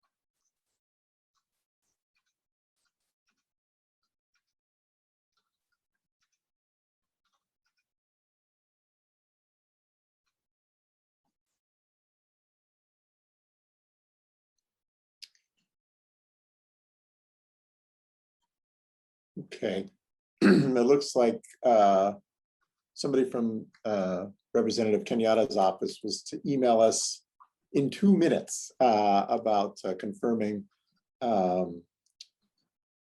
his participation in the panel here.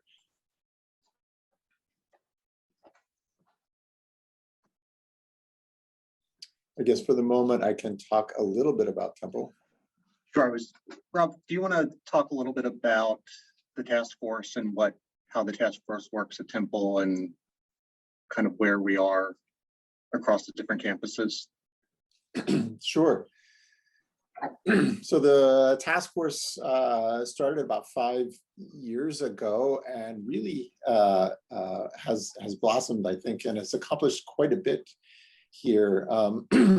There's a couple of initiatives that we're really pushing. One is rolling out the SOGI module in the electronic medical record, which is sexual orientation, gender identity. So we can capture that information and also preferred name and person's pronouns across the whole enterprise. We've been able to do that in the outpatient setting. Inpatient setting is we're sort of working with Epic here to add that. We've actually added it into the ER screens, but it needs to be tweaked a little bit there. And this allows us to, it's a wonderful pop-up or a best practice announcement, that telling you that the person that you're about to see may be a gender minority, giving you the pronouns, giving you the preferred name, and telling you that some of the lab values may not fit, I guess, the standard cisgendered values. The other initiative is creating a list of providers who are welcoming to LGBTQ people in their practice, and making sure that they've had at least some training on LGBTQ issues. And what this actually means is that, like I said, they welcome you into the practice, into their scope of practice. So, an endocrinologist may be very, very happy to help treat your diabetes, but may not be well versed in gender affirming hormones. But at least you can go there and feel comfortable with, I guess, managing your sugars or your thyroid. So working on that to expanding that, I think we have just about every single specialty and subspecialty listed in on this, and you can search on the Temple Find a Doc website, and you can actually search on LGBTQ, and those people will pop up. Also working on lots of education to give people the language and the tools they have to interact with a group of people who they may not have had the opportunity or knowing that they were interacting with them, to try to help smooth the care and make sure that the care is respectful, to get you, sorry, allergies, what you need. Lots of education initiatives across the health system, like I said, and working towards more gender neutral bathrooms throughout the whole healthcare system. Many initiatives at undergraduate medical education among residents, fellows, and the medical students on LGBTQ health. Also working very hard on outreach to try to get the community to let us know what they need from us, rather than us trying to make this all on our own. We do have a trans advisory board made up of community members, where we can run things by them to see how it fits and how it feels when we start a new initiative, and also working to and hearing what their ideas are for what we need to be doing here. Sorry, trying to pay attention to many things. I would love to reach out more to North Philadelphia organizations such as Nicolle. We did have one event with them. Hopefully we could have some more. Also reaching out to Colors as well, to sort of guide us where we need to be and what we need to be doing. For the transgender healthy, the gender affirmation surgery program has taken off. The surgeons have taken this and really educated themselves, gone to the state of Oregon to learn how to do the procedures. And we've done over I say we, but I've actually done nothing, right? We've done over 3 dozen male to female affirmation surgeries. We've done 1 female to male, which depending on what the person's goals are, that can be a much more trickier bottom surgery. But I've done countless, I think, top surgeries for our trans men. We also have primary care for everybody, but also for trans non-binary individuals, and that's done mostly by Dr. Jennifer Aldrich and our nurse practitioner Kelly Latanzi, and they're based in Episcopal Hospital. We've also hired what we call our trans health navigator, Dexter Rose, and they are helping patients through the Temple health system, which can be very confusing, and also helping us, telling us where are the bumps, where do we need to smooth things out. I would encourage anybody who's interacted with the health system that found a bump, please to let us know so that we can address it. You think complaining is actually very important. And, complaints in the past have given us a lot of, I don't want to say ammo, a lot of clout to sort of move things forward, to say that, patients are actually, complaining about this. We have one question that came into the box, and I apologize, Robert. I'm not sure if you can answer this, but I'll put it forward. It says, does Temple have any programs to address the health disparities in the LGBTQ community, such as PrEP for HIV prevention? Lately, there's a new policy related to PrEP, that PrEP is free for most of the insurance plans. Does this apply to the Philadelphia community yet? So where we are with the payment and mandating insurances to pay for it, most insurances are paying for it. At least I'm going to use trade names, at least the Truvada. Descovy is a newer drug, maybe with fewer side effects, which is approved in cisgendered men who have sex with men and also trans women who have sex with men.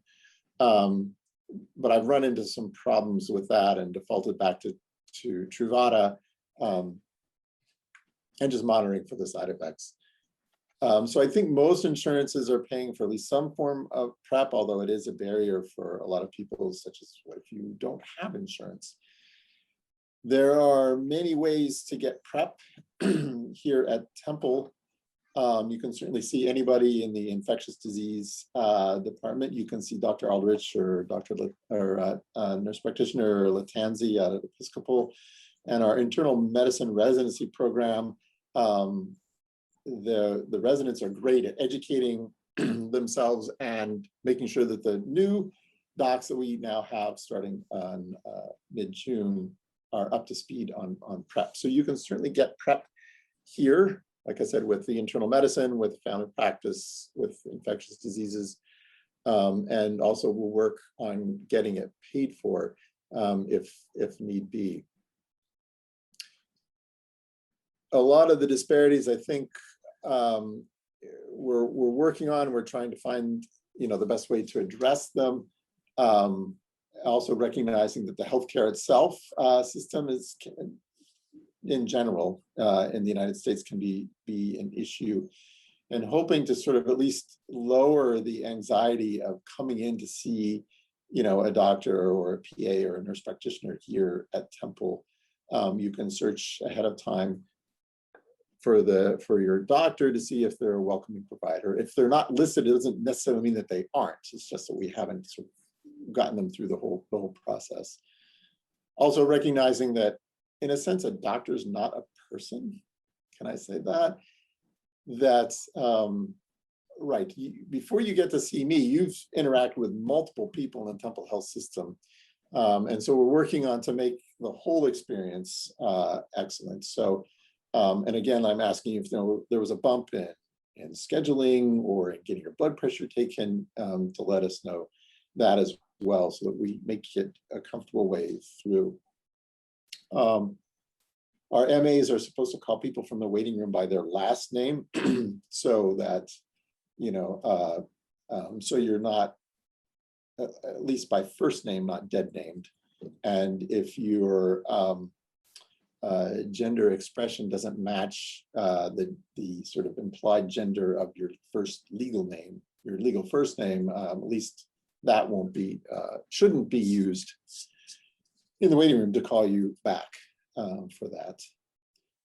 Other things are just trying to learn, trying to work on that anxiety of approaching, healthcare. So I talked about, at least we've had the one event with Galea. I'm hoping to have many more and to bring the med students in. And also working with Galea, I'm hoping this fall we'll be able to work more on PrEP and getting that to be more available. I'm also excited that there are going to be newer advances in PrEP. We expect to be available by the end of the year, an injectable PrEP, which is good for every 2 months. And probably maybe 2 years we'll have injectable PrEP, maybe, that'll be good for, you only need 2 shots per year, and you should be covered for at least HIV. There are a lot of other STIs out there as well.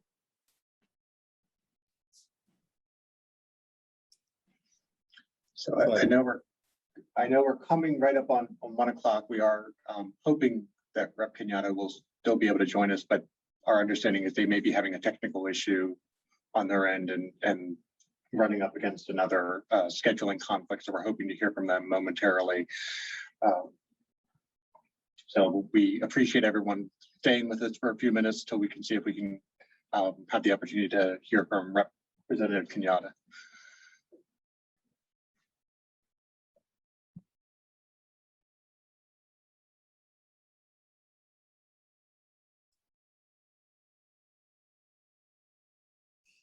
I don't know if you want me to keep talking. We can talk about some of the health disparities that LGBT people do face. For instance, lesbian women have a 1.6 odds of developing breast cancer as compared to her heterosexual counterpart. Some of that has to do with biology, because lesbians tend to not be pregnant as compared, not all of them, but as compared to a heterosexual partner, and pregnancy sort of drives terminal differentiation in the breast. And also during the pregnancy is an interruption of the estrogen exposure to that.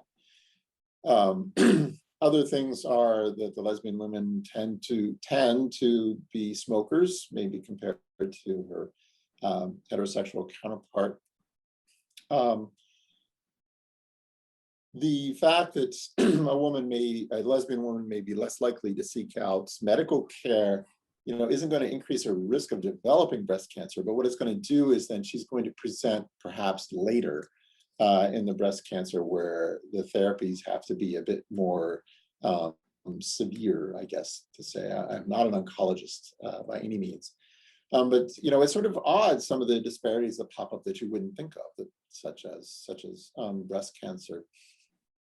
Bisexual men, by some surveys, have a smoking rate of about 50%.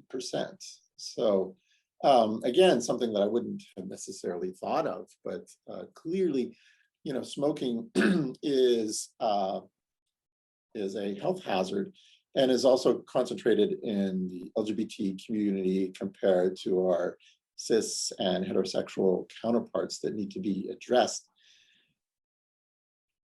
There are medications and things that can help with that.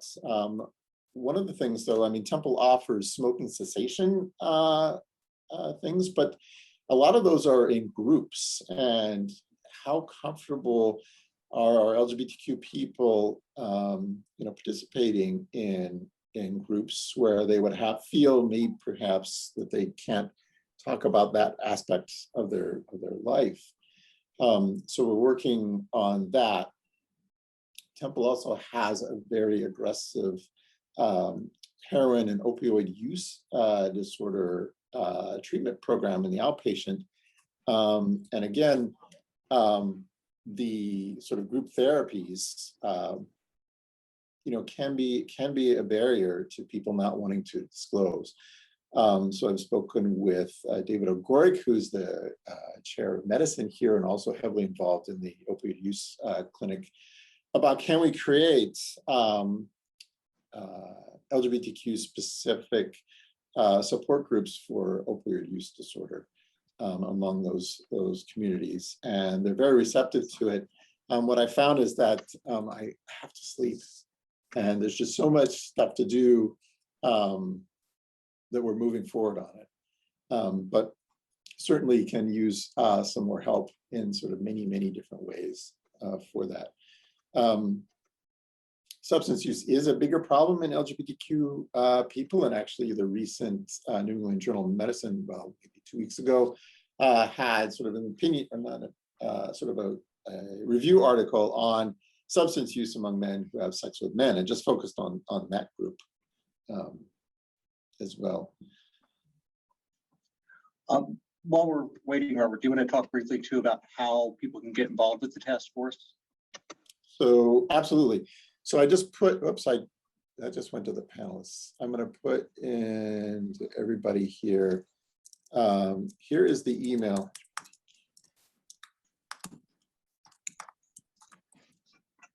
So that is the email that goes in, and it bounces out from there to me and the other co-chairs, as well as some other people within Temple. And so you can ask, sort of, can you be put on the listserv? Where can you help out? So there are a lot of events that we do.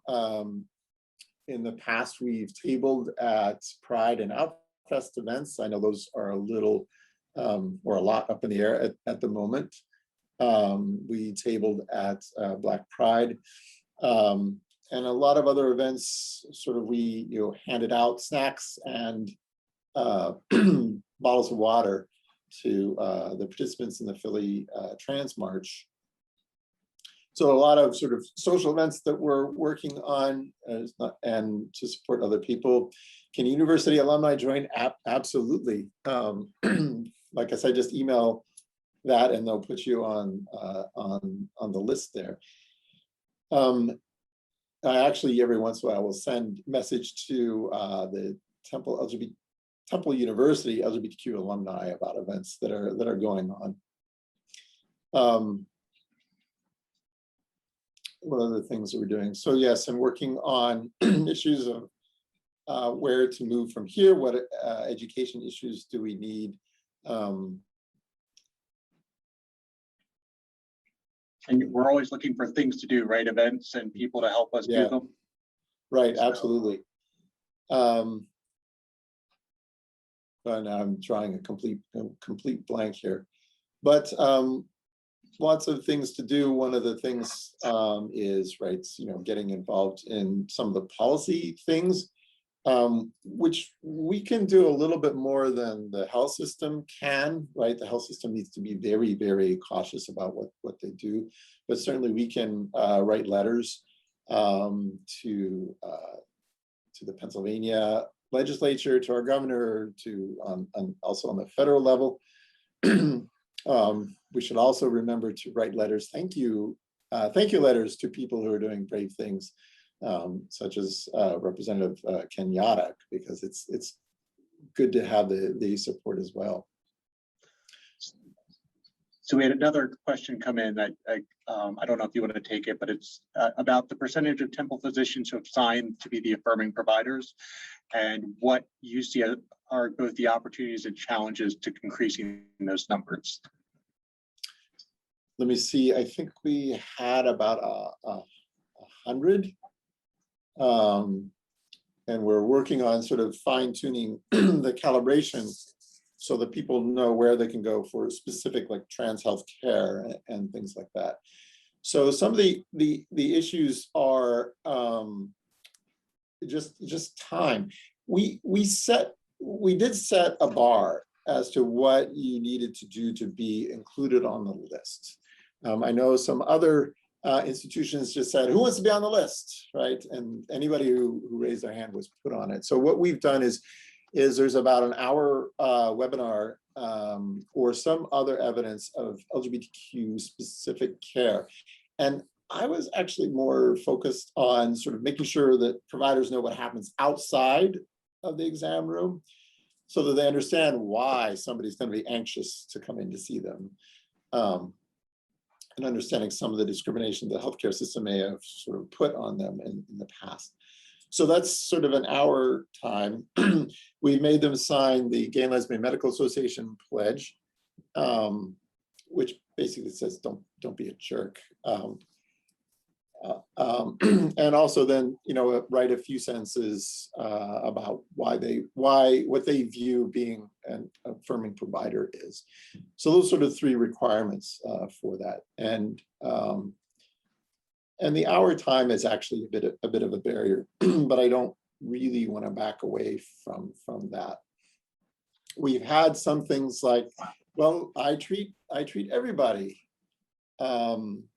Which is great, and I know that they do, but people don't know that necessarily, and are looking for sort of an extra reassurance. I think I've had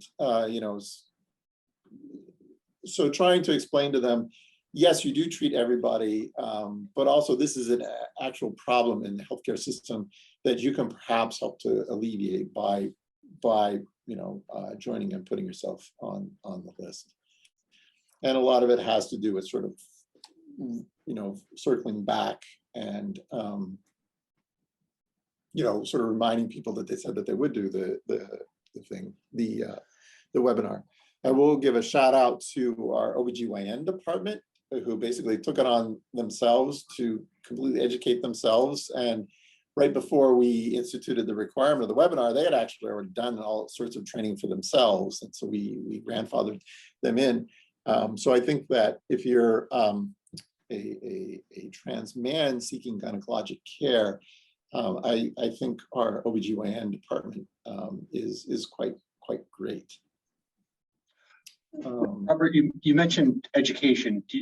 Could you highlight For example, I know that there have been members of the task force who've been working behind the scenes to create a body of resources and like an electronic portal that will have sort of like background information and kind of resources for practitioners that they'll be able to use in the future.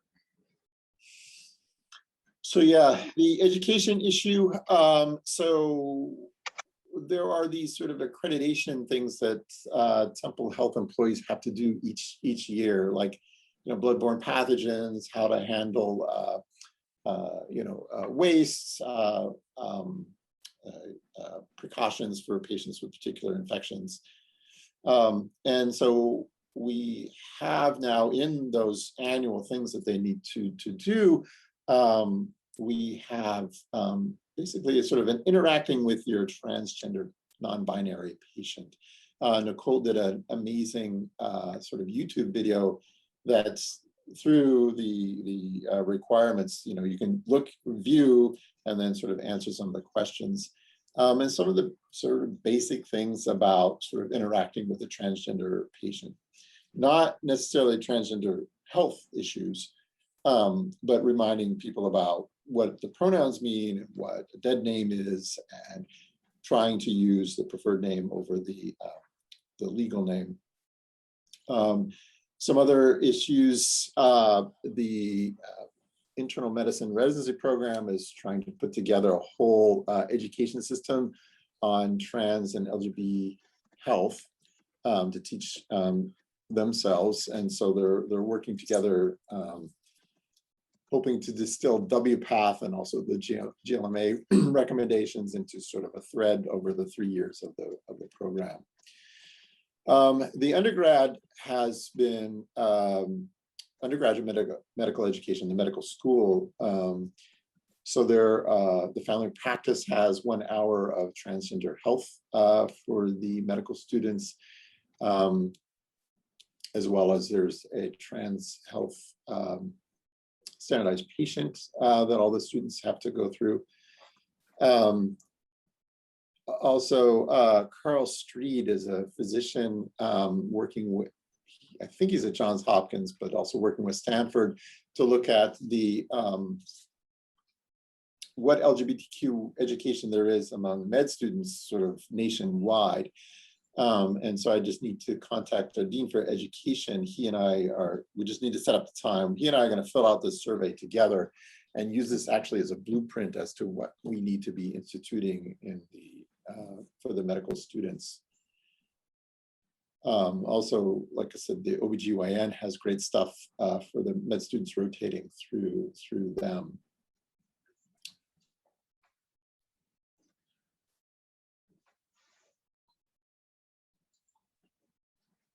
Let's see, I don't know if